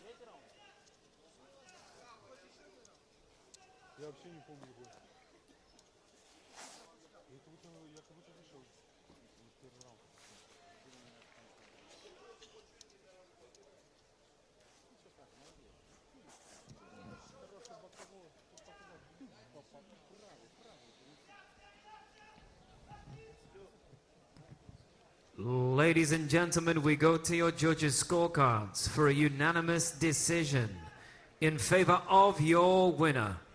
In the blue corner, representing Moldova, Andrei Sheikh. And there's confirmation of it.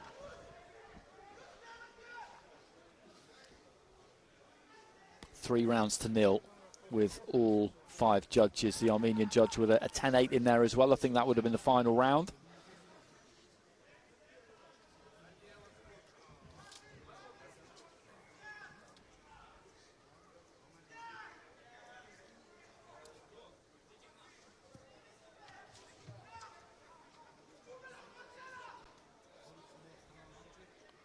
And next up, we've got Robert McNulty of Scotland up against Akmaljon Isroilov of Uzbekistan, and this promises to be a good fight.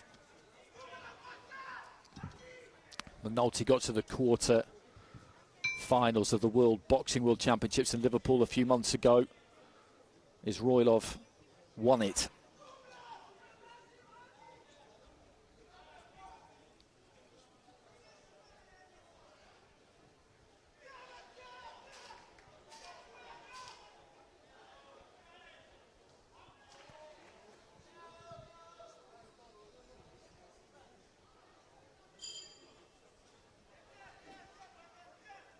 Ladies and gentlemen, our next contest in Ring A is in the 86-kilogram cruiserweight division. Your referee in charge of the action from Latvia is Sergei Petrunin.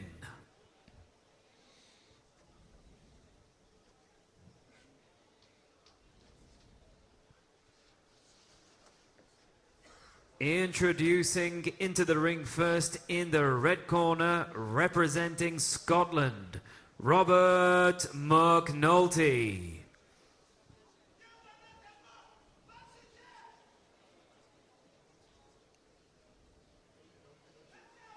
"23 years old from Renfrew. As I said, a good showing at that World Championships. 3 Nations champion in 2024 as well. And his opponent comes into the ring, into the blue corner, representing Uzbekistan, Akmaljon Isroilov. And 19 years old, Isroilov from Andijan. Scooped gold in Liverpool. And gold at the IBA World Youth Championships last year. So as I said, this is an enticing matchup between these two. Your judges for this contest come from Colombia, Kazakhstan, Romania, Armenia, and Sri Lanka.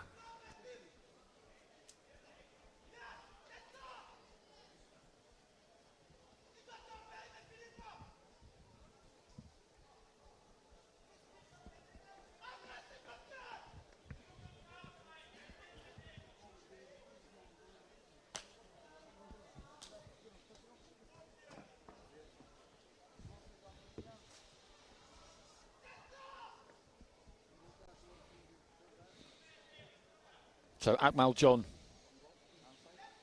is Roylov boxing out of that blue corner across the ring. Advancing towards him now in the red is Robert McNulty.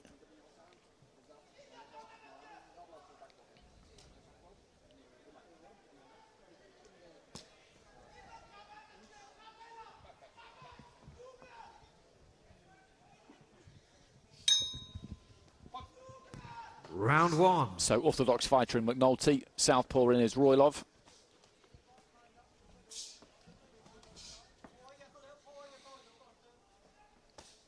High held guard there from McNulty.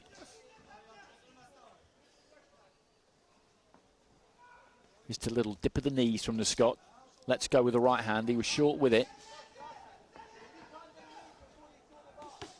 Right to the body was a good punch there from Roylov. You could feel the impact that it got.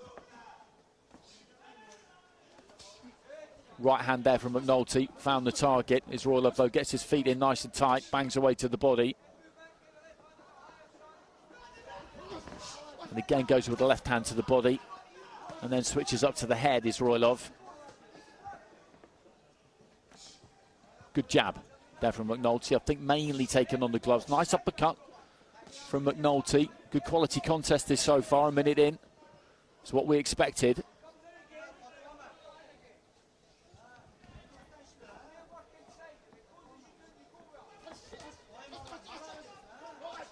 Combination there from Roylov, but the defence was good from McNulty. The gloves were up.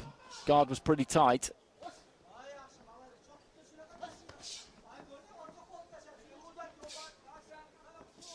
Right hand to the body there from McNulty. Just dipped his knees. Found the space for it. Left to the body from the Scot. Right to the body from Roylov, who then just manages to thread a straight left hand through the middle.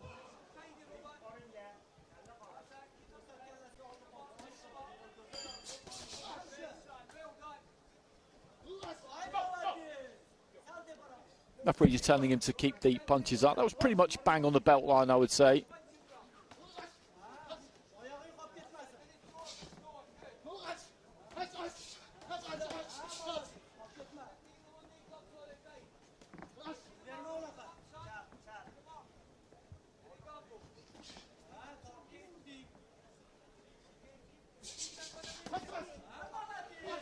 Good combination there from Roylov coming off the ropes into the final minute of round one.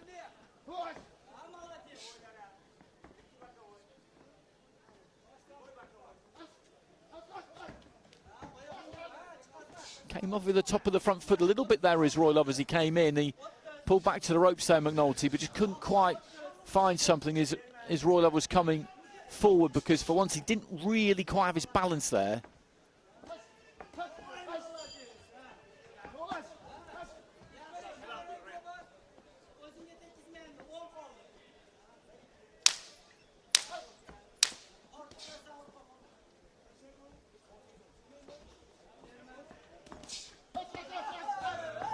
That's a good attack to finish the round there from Roylov. A little bit of a wry grin almost from McNulty. Went down to the body Roylov and then switched it up to the head.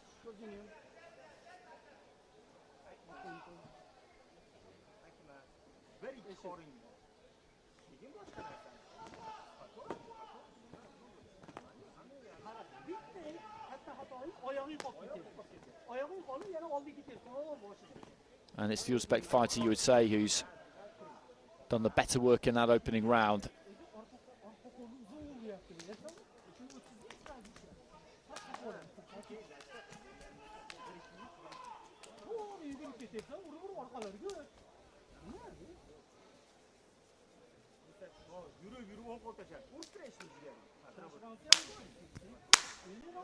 Seconds out.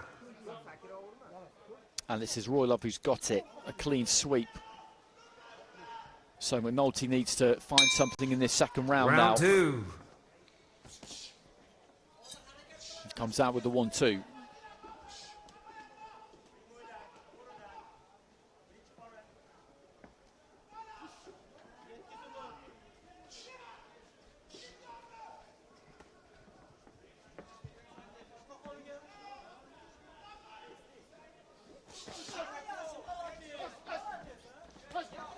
That's a good right hand there from Izroilov. He really pursued McNulty across the ring there. McNulty turns him and half throws him through the ropes.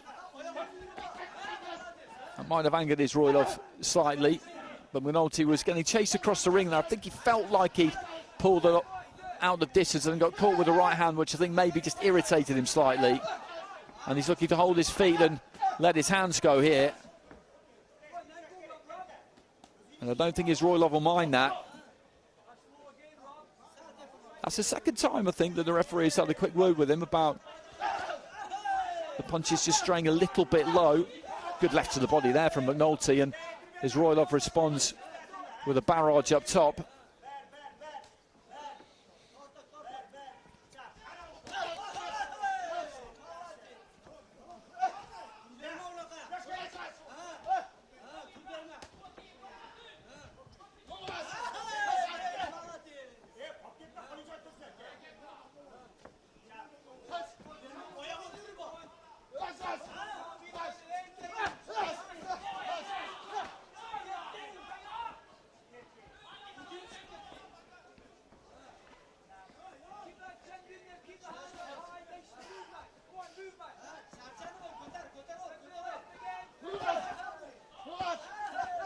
And both of them finding some good body shots, and then Izroilov going up to the head, and McNulty does exactly the same thing into the final minute of round 2.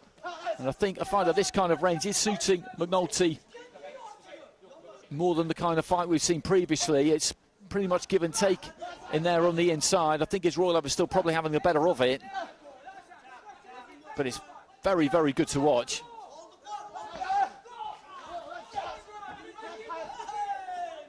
And again there, just as he feels like he's pulled out of range, he wasn't quite, McNulty, and then Izroilov was able to step in and just let his hands go, and he gets through again with a couple of right hands, and he's beginning to make a bit of an impact here towards the end of the round. The Uzbek, he's not showing any signs of really suffering from it, McNulty, to be honest. He's taking it fine, but that was a good combination from him himself, but it was pretty well defended by Izroilov.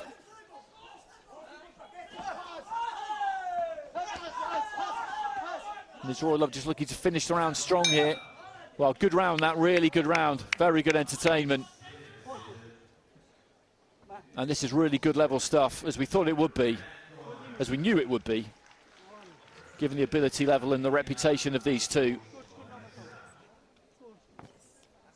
But again, I think you look at it and the greater percentage of quality punching came from Izroilov. McNulty is absolutely having his say in there, but I think he's going to find himself 2 rounds down.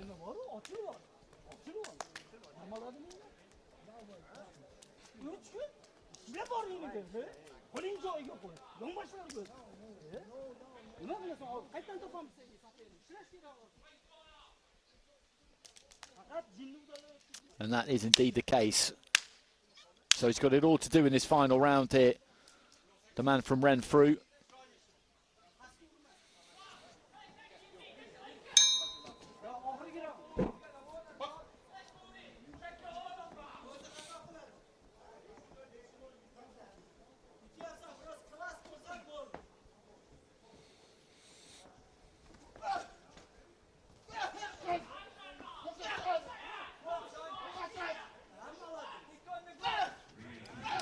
Trying to let his hands go on the inside there, but McNulty gets through with the left. And he knows he's got to really bring it in this final round.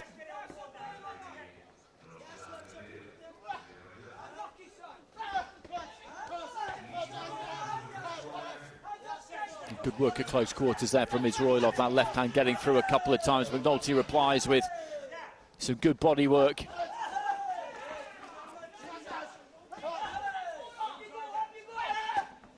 Sets his feet there, McNulty, and just lets the punches go. And these two just circling around each other, turning around each other, centre ring. Such a good fight to watch this. Clean fight too. The referees hardly had to get involved at all.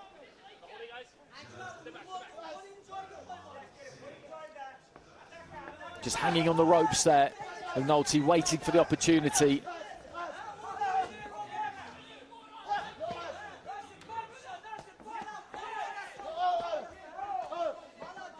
Left hand up top got through there from Izroilov. They're both having their successes.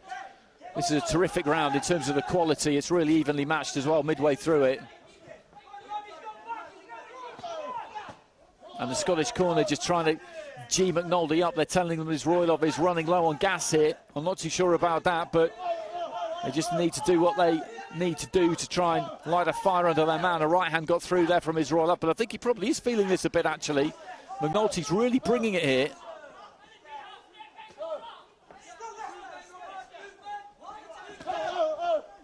Both of them just eating up right hands from the other there.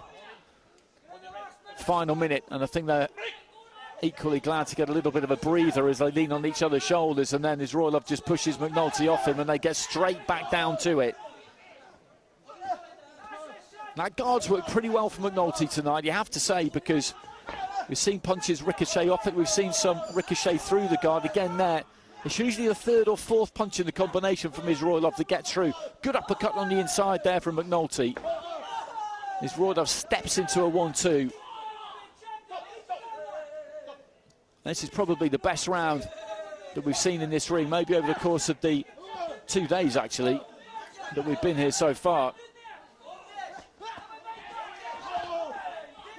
Final 10 seconds. Crunching left hand there from Izroilov. McNulty, though, not about to take a backward step. And these two just punching with precision and power right until the very end. Well, that was a good fight to watch. We know that it's going to go Izroilov's way because he was 2 rounds up through the first 2, and he may well get that third one, but there wasn't too much in it. But it was good stuff from 2 really good fighters right from the off. Izroilov is going to take some beating. He is going to take some beating. I think we knew that before the competition started.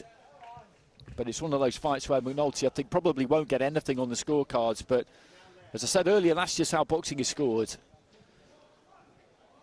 It can be harsh. Ladies and gentlemen, we go to the judges' scorecards for a unanimous decision in favor of your winner. In the blue corner, representing Uzbekistan, Akmaljon Izroilov.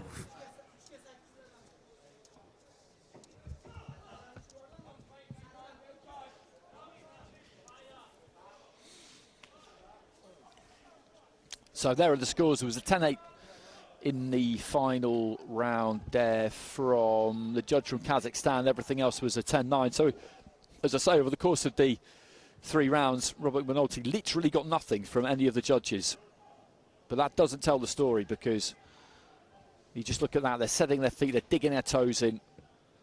And I was going to say at the end there that they were, you know, swinging right to the end, but they weren't just swinging. That was the point. There was a high level of technical ability on show there.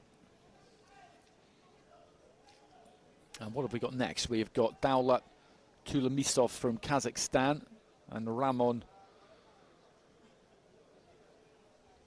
Souza from Brazil.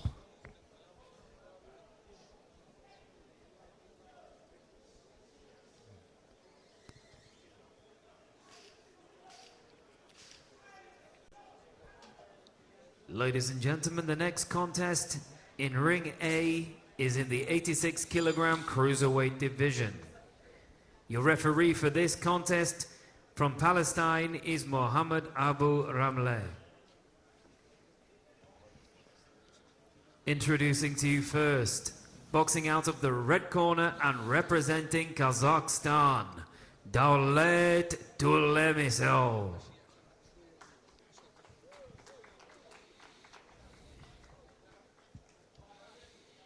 20 years old, he's had a good year this year, won the Eindhoven Cup, the World Cup, Boxing Cup in Brazil, beat Izroilov in the final. And his opponent in the blue corner represents Brazil, Ramon Souza Bataguelo.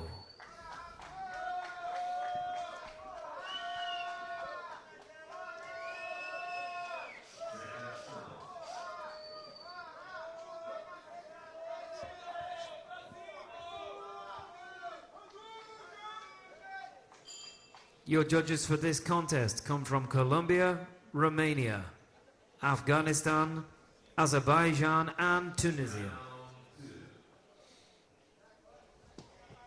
And the Brazilian fighter just running up those steps, the reigning national champion in Brazil. Has travelled the world. Just cantering around the ring. Batagello Souza, 26 years old.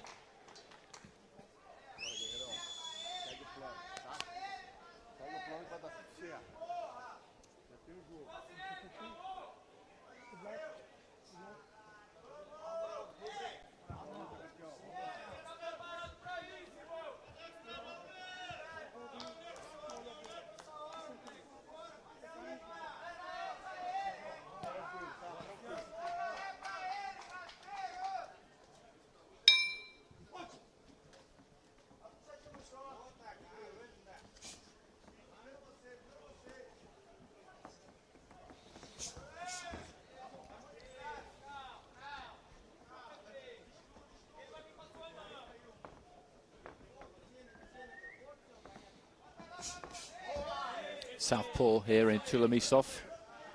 Orthodox fighter in Batagello Souza. Left to the body there from Tulomisov. Had to reach for it a bit, but he got there.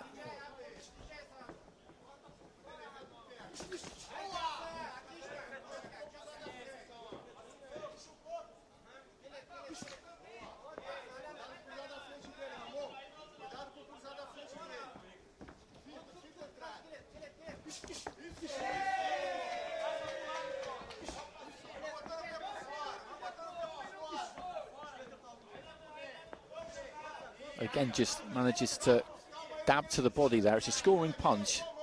It's not going to do anybody any damage, but nonetheless it counts. It's a knuckle part of the glove landing on the target area. And he'll take it where he can get it there, Tulomisov, and he does that again. Long left hand into the body. Batagello Souza does the same thing himself. A bit wary of each other here, and that's generally the case the higher you go up in weights. These boys can all bang hard.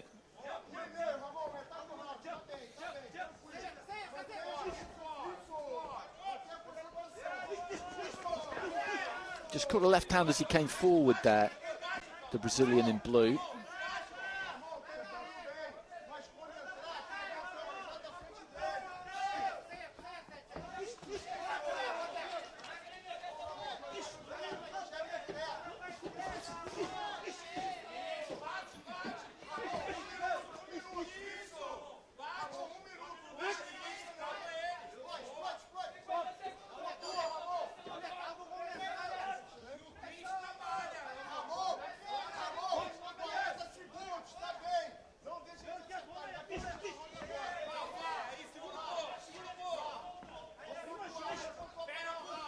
Still quite cagey this opening round. There's that left hand to the body again, and that's mainly what we've seen so far, mostly from Tulomisov, who's winning this round courtesy of those body shots. Neither one of them is completely committed just yet.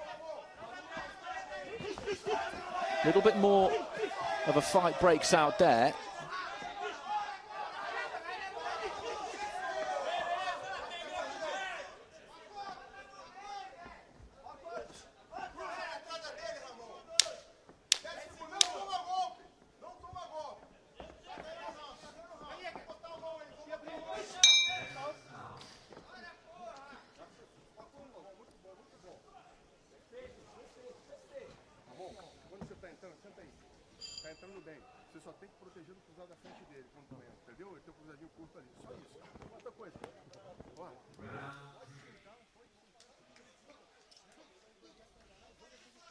And it was that body work, I think, that won him the round there, Tulomisov. Lead hand, left hand. As I said, it's not really damaging stuff, but you take what you can get. And there's a left hand landed to the head there as well. But mainly, he scored when he just dipped his knees, kind of swooped in, and landed to the body.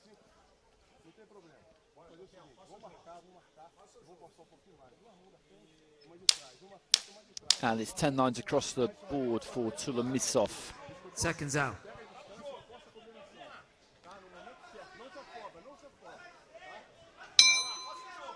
Round 2. Well, these two just coming together right at the start of the round there.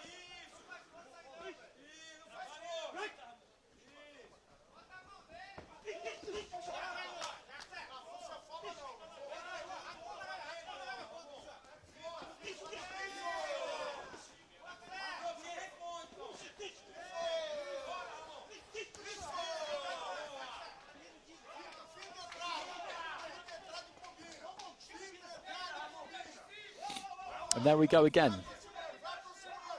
Just dips in, finds the target without any real risks being taken.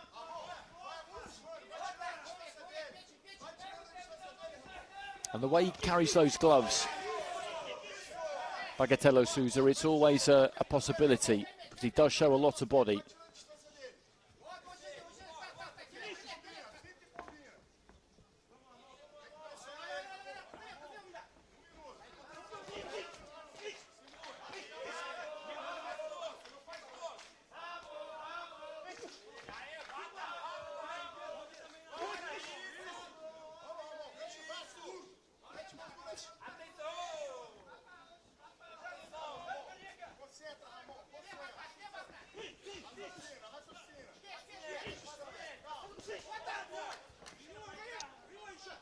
And there's that left to the body again. It's just such a good percentage shot for him.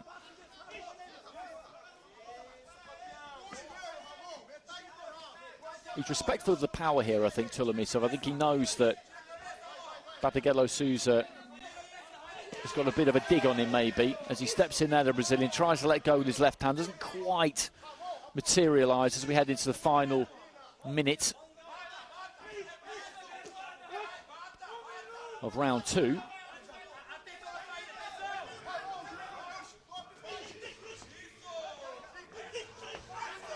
Good left hand there from Tulomisov, just rocked him back on his heels as he came forward there, Bagatelle Souza, and he wears another left there, and I think maybe that first one just maybe didn't rock him, but he felt it a little bit. It definitely registered.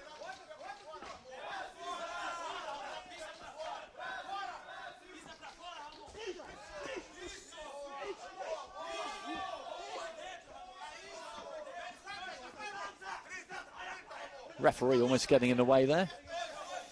Nimble bit of footwork to extract himself from the corner.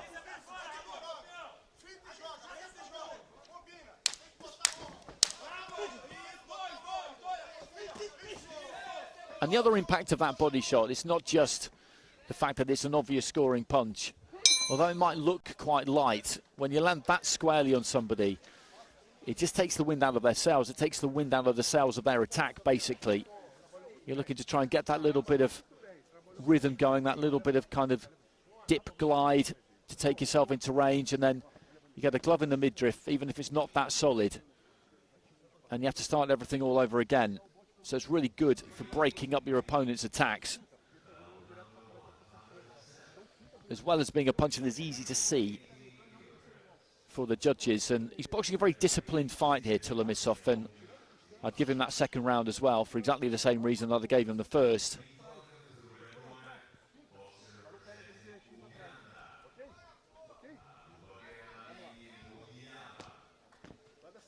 And the judges see it exactly like that, so he's up on all 5 cards by 2 points, the Kazakh fighter.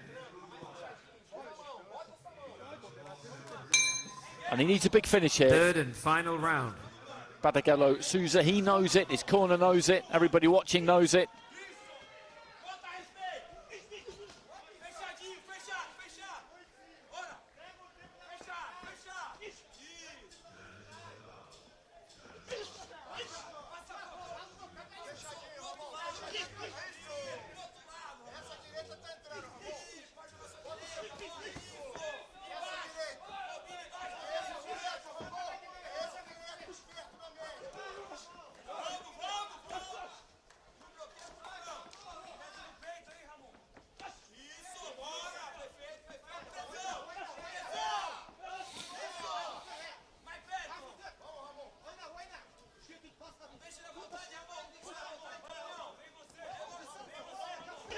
And there's that left hand again.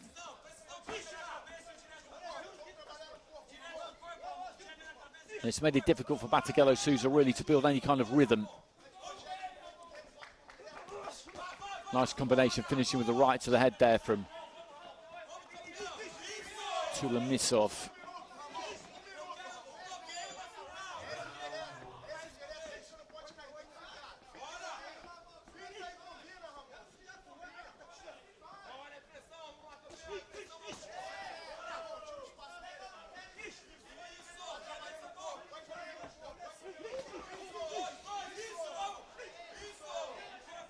Good flurry on the inside there from Tulamisov. Midway through the round. He's very difficult to pin down. The movement is good.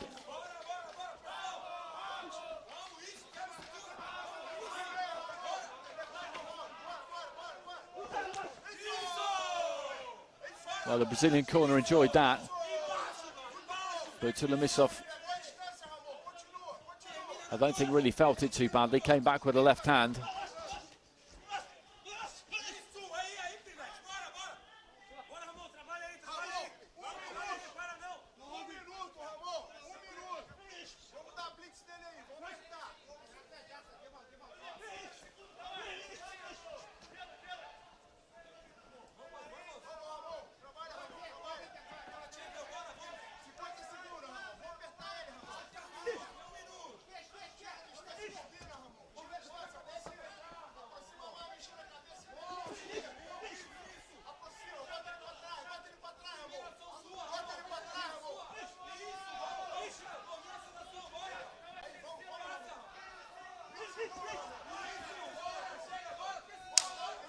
Final seconds of the fight. And he's never stopped Battagelo Souza trying to track Tulamisov down. That wasn't Arbel, I don't think, or was it? I think it was. It was indeed, and the fight is over. And Tulamisov has given a fairly frustrating evening there, I think, to Ramon Battagelo Souza, because he was trying to track him down all through the fight, trying to cut off the ring, cut off the space, land on him clean and hard, and just try and bring some real pressure to bear on him. He couldn't really have done any more there, I don't think, but he is an elusive fighter. Tulamisov moves really well for a cruiserweight. Great balance, pretty light on his feet. Ladies and gentlemen, we go to your judges' scorecards for a unanimous decision in favor of your winner. In the red corner, representing Kazakhstan, Daulet Tulamisov.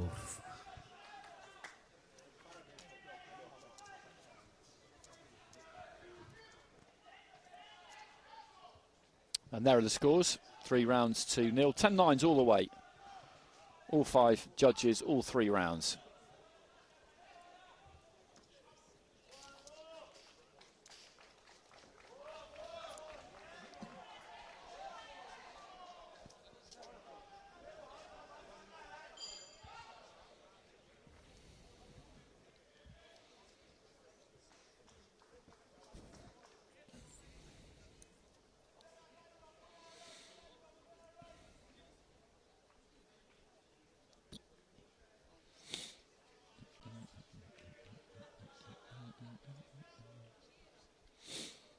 So that's next up. Ladies and gentlemen, our next contest in Ring A is in the 86 kilogram cruiserweight division. Your referee in charge of this bout from Serbia is Marija Petković.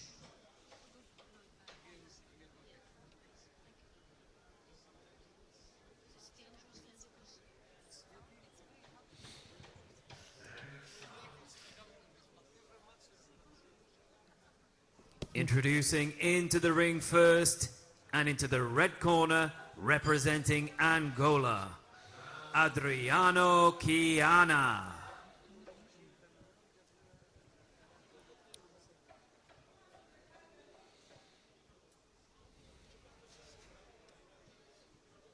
Chiana boxed in the last version of the IBA World Championships in 2023.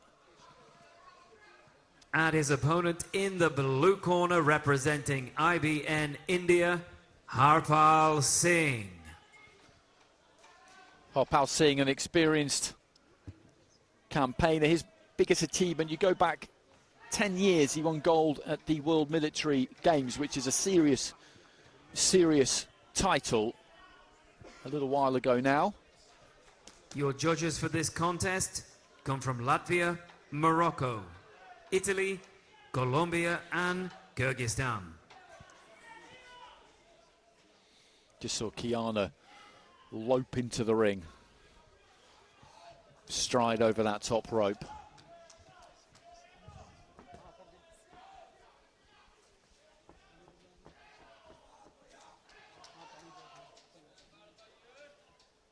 "33 years old, Harpal Singh, to Kiana's 25, so the Angolan has got youth on his side here.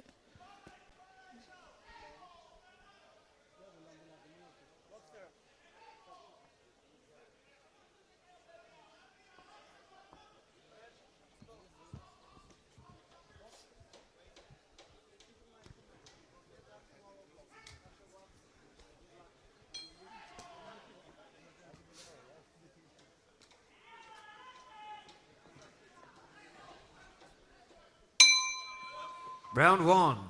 So Kiana in the red, orthodox fighter, Singh in the blue, boxing out of the southpaw stance.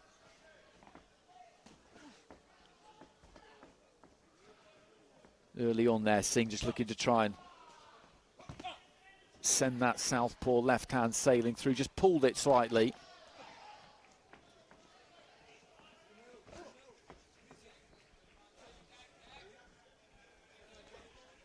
Shaping with the right hand there, Kiana, thought better of it. He's the taller of the two. You can see that pretty clearly as they're standing centre ring. And pecking with the jab.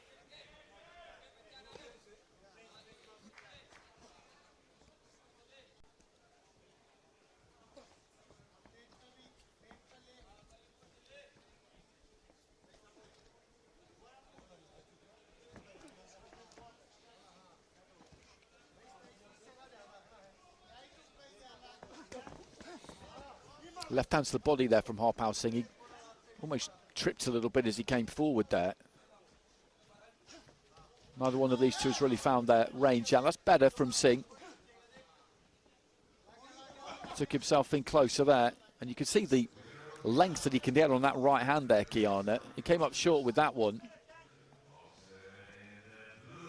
But it travelled a long way.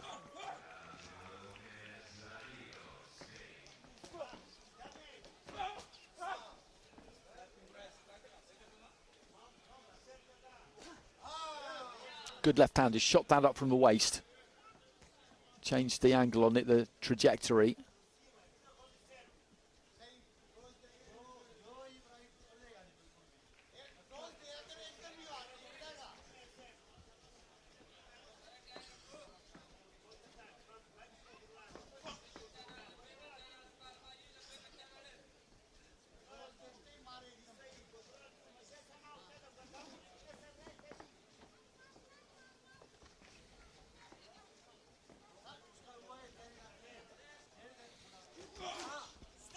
Well, they were just too close to each other there, the pair of them, as they looked to unwind.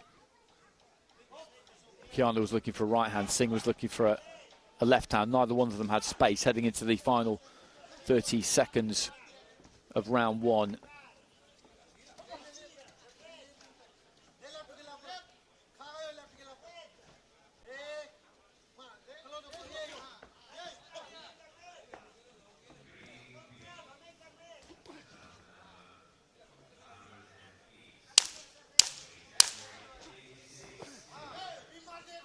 Harpal Singh getting through with a left hand to the body. Not a huge amount clean landed in that round. The Indian fighter finding a bit of space for that left hand at times.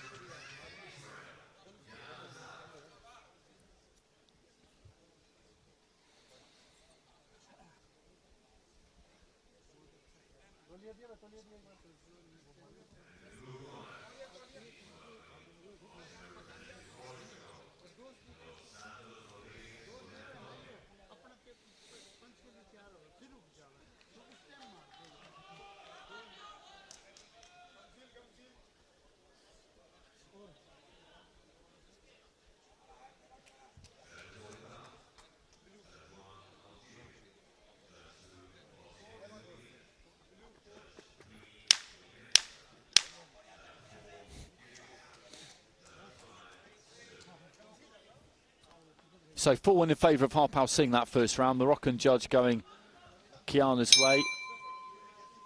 Everybody else singing in favour of Singh, who, as I say, with that left hand probably just did enough. He's come out a bit quick there, Kiana, looking to try and arrow that right hand through.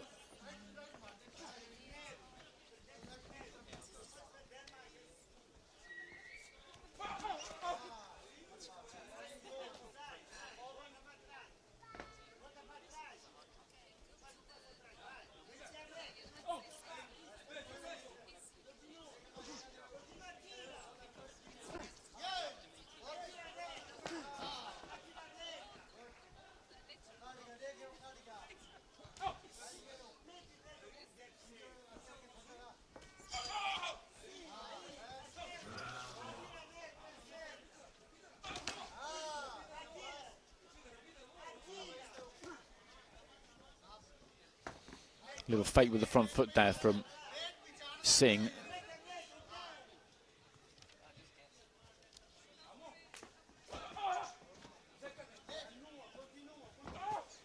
And he's just short again there, Kiana. He's putting plenty into these, but that three-punch combination didn't get there. That big flailing wide right hand didn't get there either. And Singh, meanwhile, is a little bit more methodical, a bit more economical, a bit more effective, without being spectacular.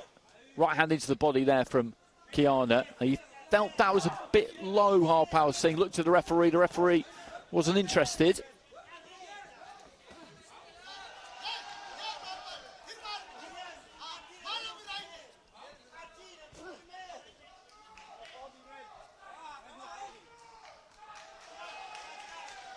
These two just leaning on, maybe just nicking a bit of a breather there.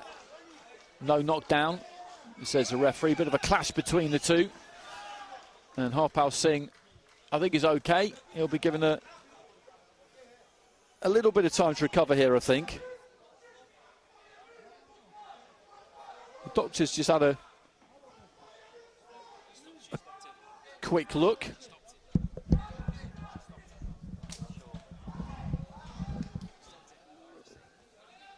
Well, the doctor's going to come over here and have a look at Harpal Singh.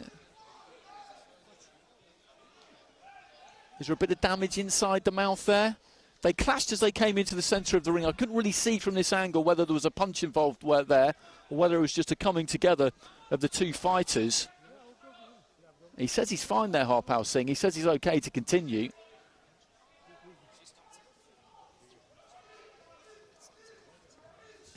Well, she's waved her arms there, the referee. And initially I thought that was to indicate that there was no knockdown scored. I think it was, but she has stopped the fight. She has stopped the fight.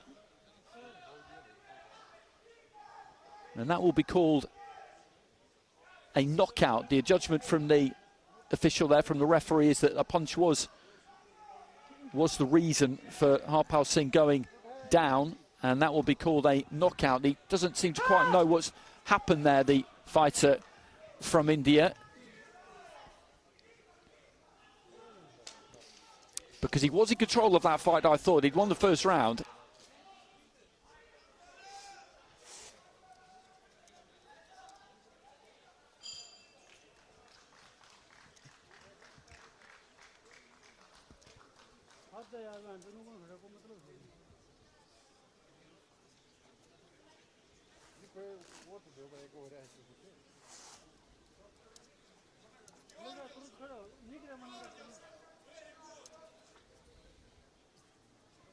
Ladies and gentlemen, your winner via knockout in the red corner, representing Angola, Adriano Kiana. And that's a big, big win for Adriano Kiana of Angola to take the scalp of Harpal Singh, and he goes through to the next round.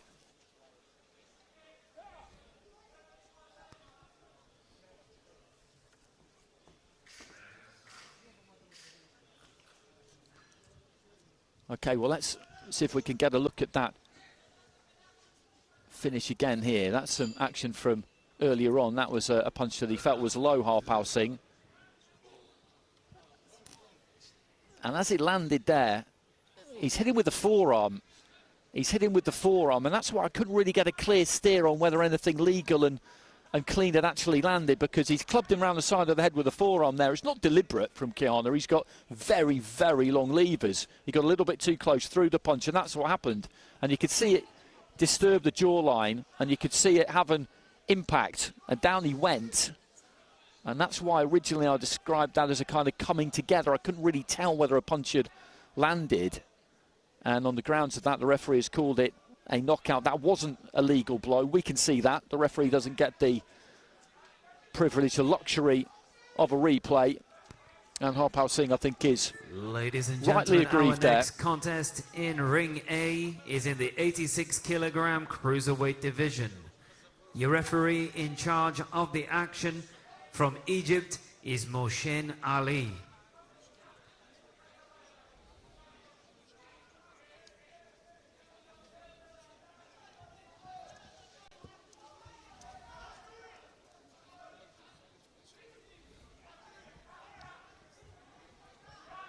Introducing into the ring first in the red corner and representing French Polynesia, Iriatai Reheui.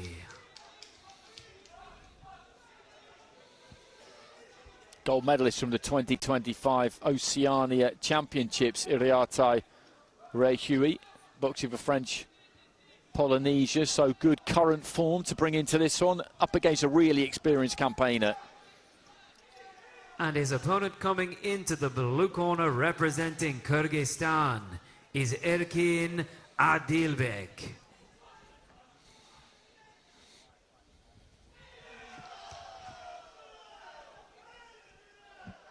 And into the blue corner comes Erkin Adilbek of Kyrgyzstan, 34 years old, a three-time bronze medalist in Asian Championships.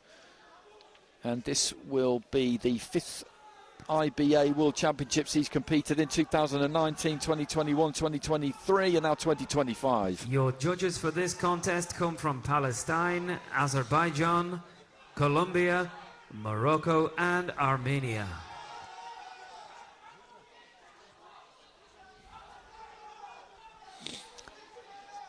So this is our last one in the cruiserweight division before we step back up to the super heavies.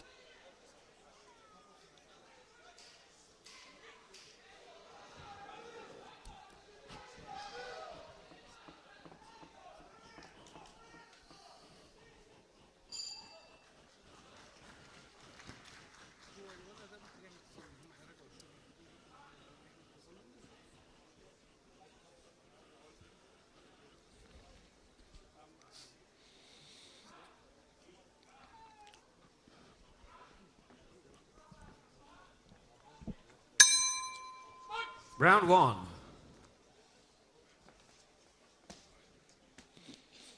So Adilbek in the blue, Reheui in the red.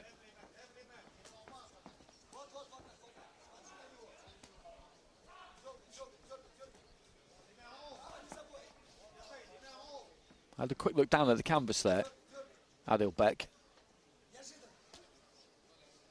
Like something got in his way slightly, maybe he just felt something underneath one of his feet.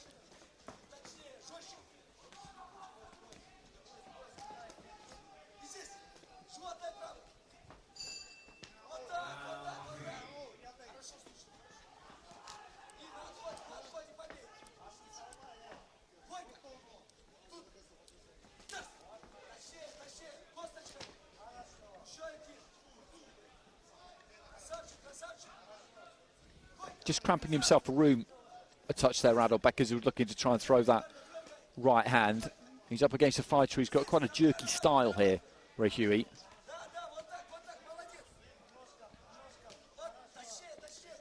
Trying to land that big winging overhand right there, Adilbek.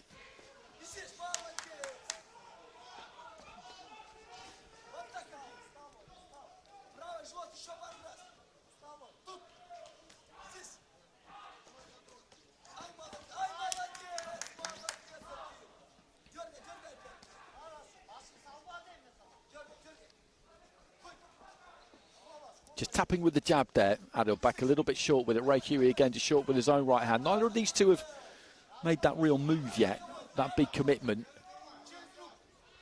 They're just kind of flicking and pouring at each other a touch. Left hand there from Ray Huey had a bit more gas on it.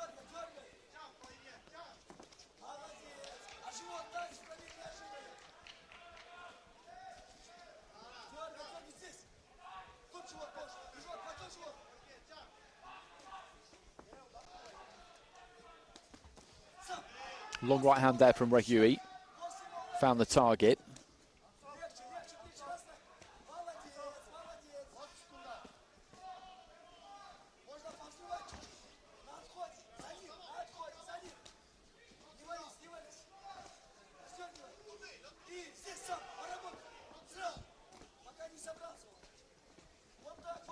Again, just a little bit of tip-tapping there from Adilbek.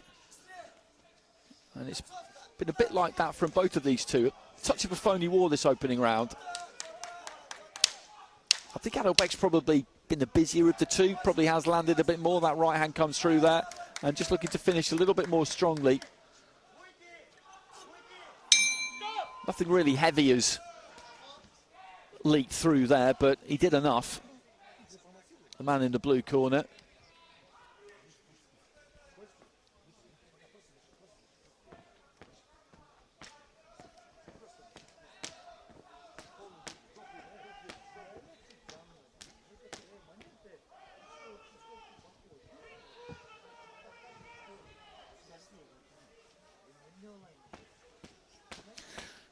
That kind of encapsulates mostly what we saw in that first round.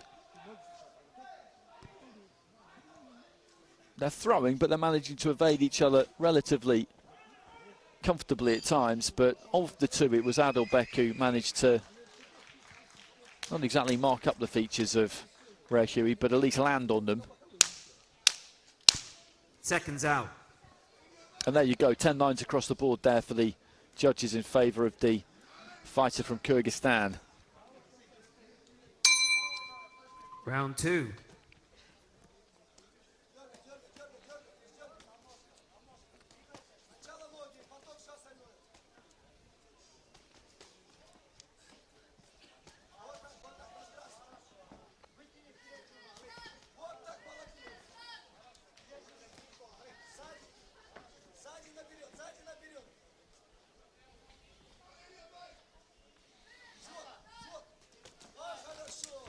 He steps in there, Rehui, and tries to get on top of Adilbek a little bit more.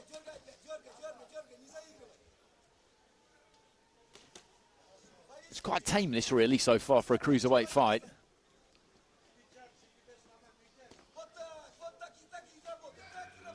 Just placing his punches, really, Adilbek. A right hand got through to the body there.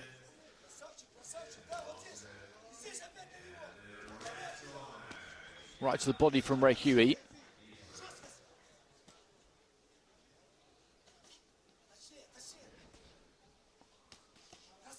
Right hand counter there from Adilbek. Got to the target. Rehui's got to do more here because he's lost that first round, and the second round's just proceeding along the same lines as the first round, really. And maybe he will get caught a bit more if he opens up, but he's got to do something here.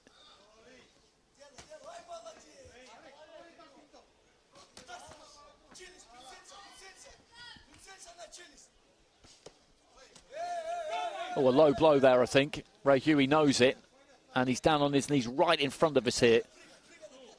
Adilbek.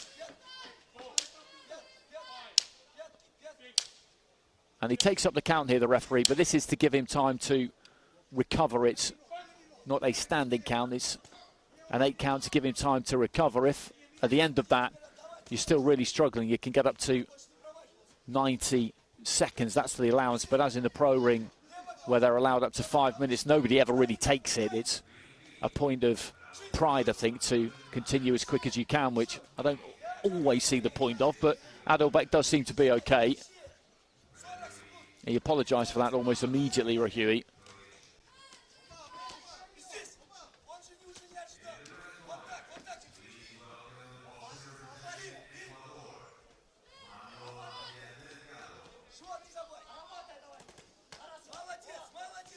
Again, just making contact with the side of the head a couple of times with the left hand there, Adilbek, and he's got these busy hands, finds the angles.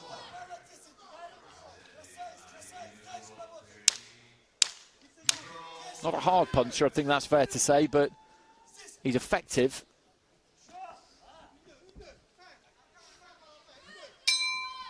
And there goes the bell at the end of the second round, and the second round was pretty much the same as the first round, so I would expect to see 10-9s across the board again there for the fighter from Kyrgyzstan. If anything, I think he was slightly more dominant.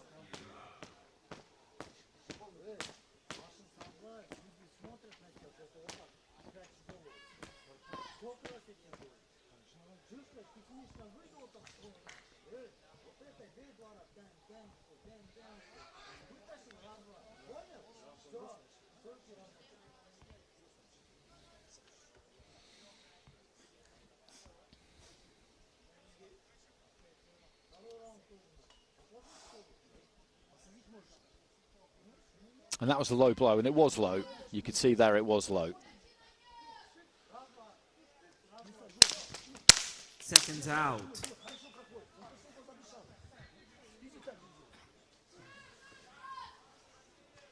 So 4-1 split in the scoring in that second round. The judge from Azerbaijan. Third and final round. Going Rahui's way, the other four going Adilbek's way. So he's got a commanding lead heading into the third and final round. Rahui needs to make a major move here if he's going to get something out of this fight.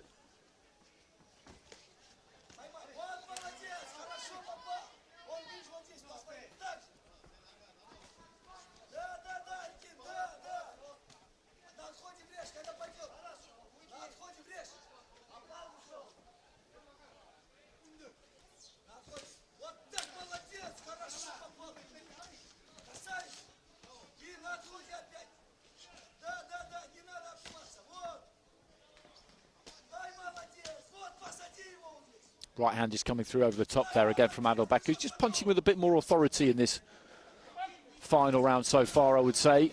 Very, very experienced fighter. He's doing enough here, so I shouldn't really criticise him for that. It's a long road if you're going to get to the medal bouts. And if you can win a fight without expending too much energy, then that is a wise thing to do. And again, just using that lead hand well there, kind of mesmerising Rahui with it a bit.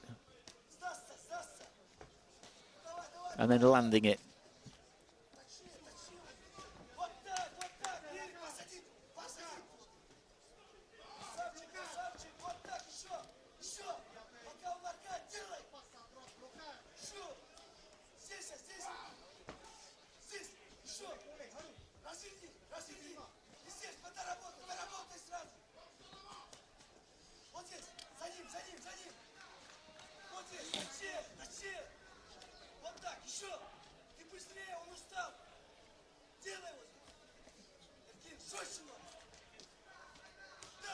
Looking for the uppercut there, didn't quite make it through from Adilbek.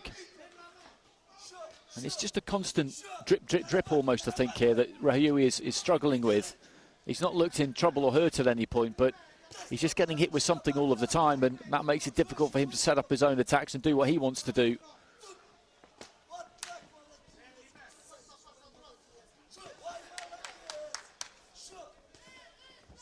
And he's always working those hands, Adilbek, so he does make you go at a pretty reasonable tempo, and I think Rahui's feeling it. I think he's been feeling it for a while, actually.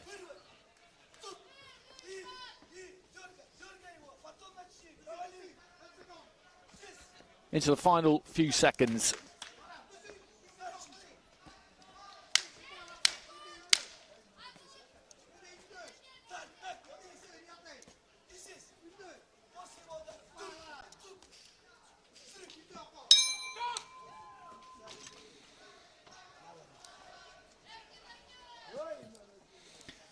And the Kyrgyzstan corner celebrates, and you can understand why, because they won the first 2 rounds with 4 of the judges. They're going to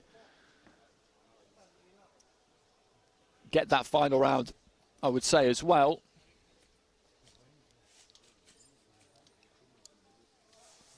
And they were 2 points up with 4 of the judges in any case, so that's going to be a win at the worst by a 4-1 split.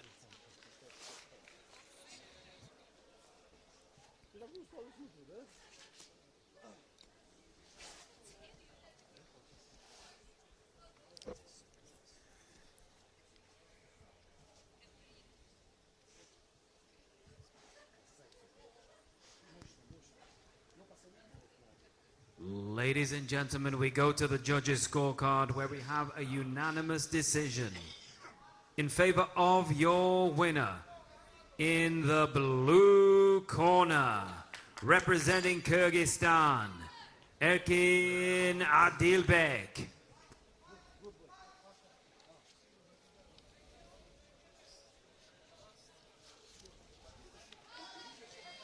And a good disciplined performance there from Erkin Adilbek, and he got that final round with all of the judges. So it was, as Aki just said, a unanimous decision. So he goes marching on, and we now venture into the super heavyweight division. And we've actually only got one more fight coming our way, unfortunately, because our final two super heavyweight contests are going to be walkovers. We will hear them announced a little bit later on, but one fight that we do have sees Aritea Yannick Putoa of French Polynesia, another French Polynesian, take on Jordelson Luvo of Angola.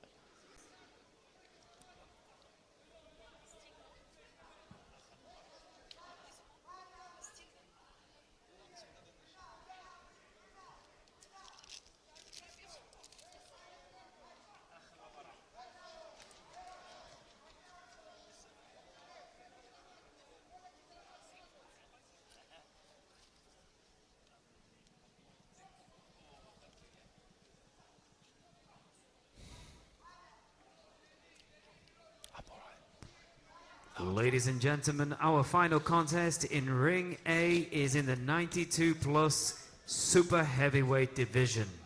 Your referee in charge of the action from the UAE is Sultan Al-Wali.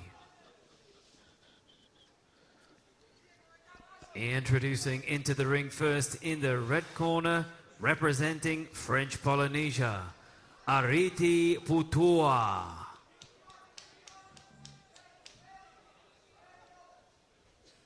So Ariti Putoa making his way to the red corner. He's had a long career boxing internationally, got a Pacific Games gold and an Oceanian Championships bronze in 2015. 10 years later, this year, an Oceanian silver.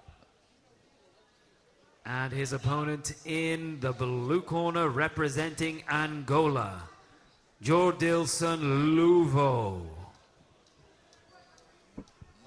Jordelson Luvo just prowling his way into the blue corner, a bronze at the African Championships in 2024, his most notable recent achievement.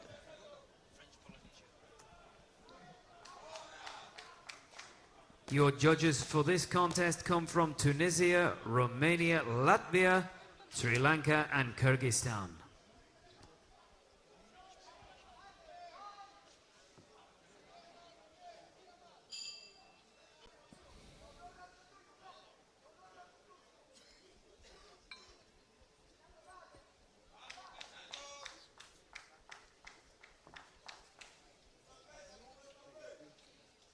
.31 years old, Jordelson Luvo.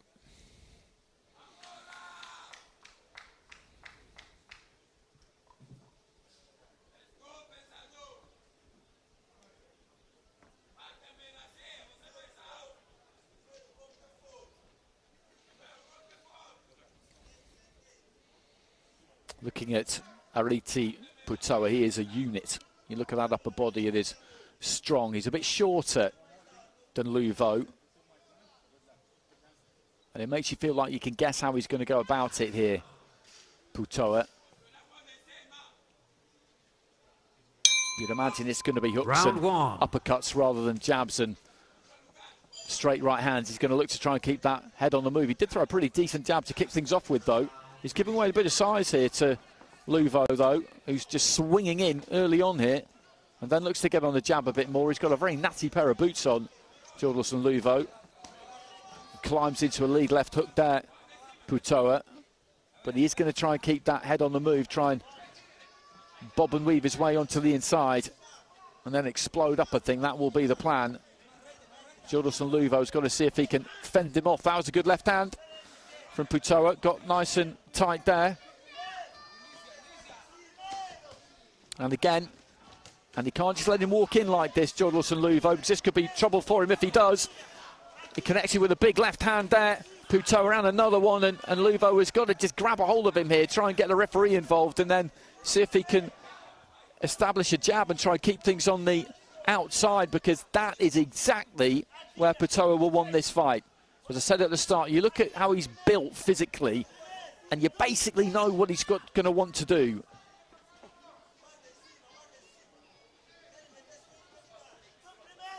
And he'll just wait for his chance and then just come straight back in again there, Putoa. Good left hand there from him, and he's wide open here at times, Luvo. And he's just pinned the arms there. He's pinned the arm on the, well, it's not really on the blind side of the referee. You can see it, actually. It doesn't look super steady, I don't think, Gilderson Luvo. The referee just having a word with him. He just needs to try and steady the ship here, Luvo. Get through to the end of this round and just see if he can recover a little bit, because he's on the brink of coming apart here.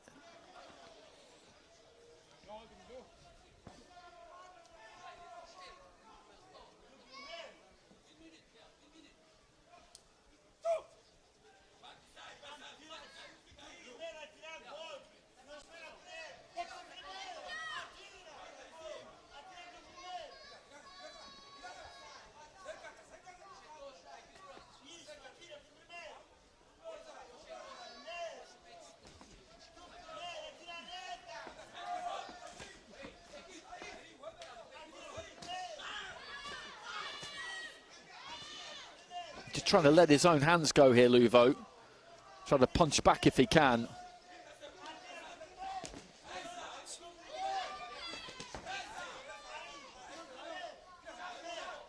And he's a big guy, so Putoa's got to be a little bit careful himself. There's a good solid right hand, though, from Putoa. You could just see that just rock the head of Luvo, who it looks like is going to get through to the end of the first. There was a spell there where I did wonder.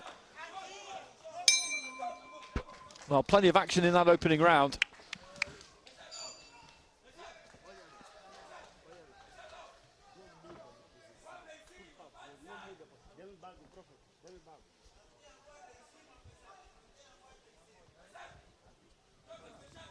Well, there's that left hand. Kind of scurried in, didn't he? And found the target with it. And when he was up close and personal like that, then he had a big problem, Gilderson Luvo. And Putoa surely is going to get that opener, because he landed some pretty heavy artillery at times.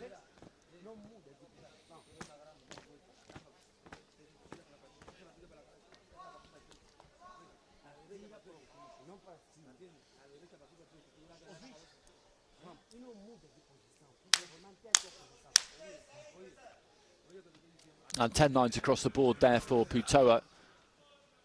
And big though Luvo is, he doesn't really box his height and length necessarily. It would be a good thing to do against Putoa.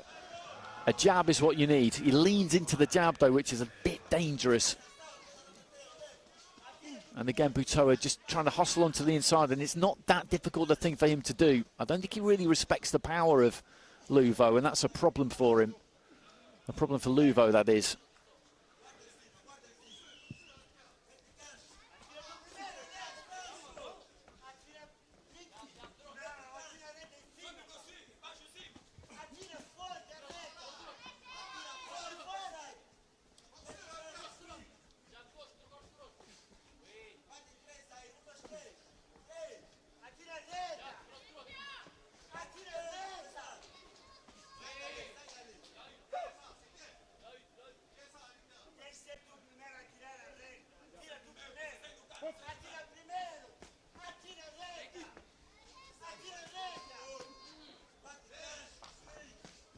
Right hand to the body there from Putoa.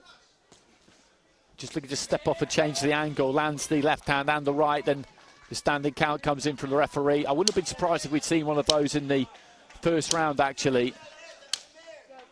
And just looking to demonstrate his fitness to continue here, Luvo.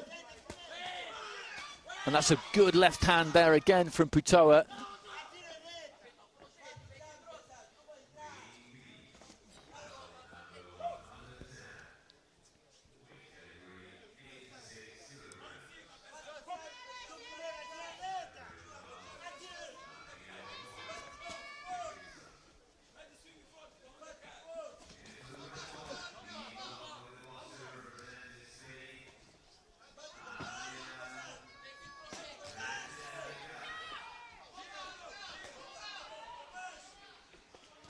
Working to the body this time, Putoa. Luvo is hanging in there. Big left hand there, though, from Putoa. And the referee steps in with another standing count. He did well to stay up from that, Luvo. He really did, because he got great leverage and rotation on that one, Putoa. And the referee's had a good close look there. 40 seconds remaining in the round, and this could be it, I think. The referee, again, just stands in, and this is the third standing count of the round. And the referee says no. The referee says no. And it's the right decision. It's the right decision because, to be honest, Luvo had been under the gun from quite an early stage there. And the fact that he never went down is absolutely to his credit, because he was hit with some big shots there. And Putoa's a good fighter to watch. You know what he's going to do. You look at him physically and you know what he's going to do. And you're not wrong. And then he lets go with those hooks, and he landed some good meaty blows. And I think he hurt Luvo quite early on, and after that, he just never really recovered.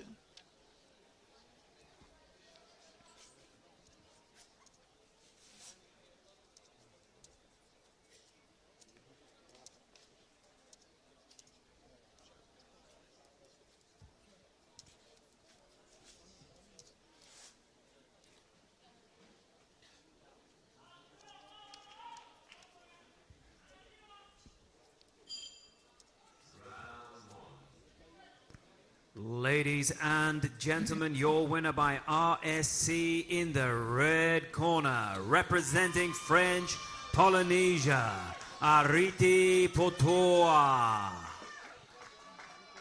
So good win that for Putoa. As I said, there's entertainment value there. In your final two bouts of the evening, ladies and gentlemen, are walkover contests. Therefore, proceeding into the next round, from Russia, David Surov, and from Uganda, Sabath Zikama. And details of those final two fights. So David Surov of Russia gets a walkover against Dmitry Milic. And Sabath Zikama of Uganda progresses via the same method against Adel Sali Iskaira. And there's the hand raised of Ariti Putoa. So that concludes the action in Ring A for day two. It's been another good day. We've had plenty to watch, we've had plenty to talk about, and there's confirmation of those two walkovers. There's the first one. Plenty of stoppages and some really good performances and some first appearances as well from some top fighters. And we will be back same time tomorrow, same format as tomorrow, 5 o'clock local time for the first session and 9 o'clock for the second session. And there are the results from that second session. Dzhambulat, Bizhamov, Evgenii, Kool. Impressed. Robert McNulty and Akmaljon Isroilov gave us a really good fight, and then a quality performance there from Ariti Putoa at the end. And finally, those couple of walkovers. So I hope you've enjoyed it today. Please do come back for more tomorrow.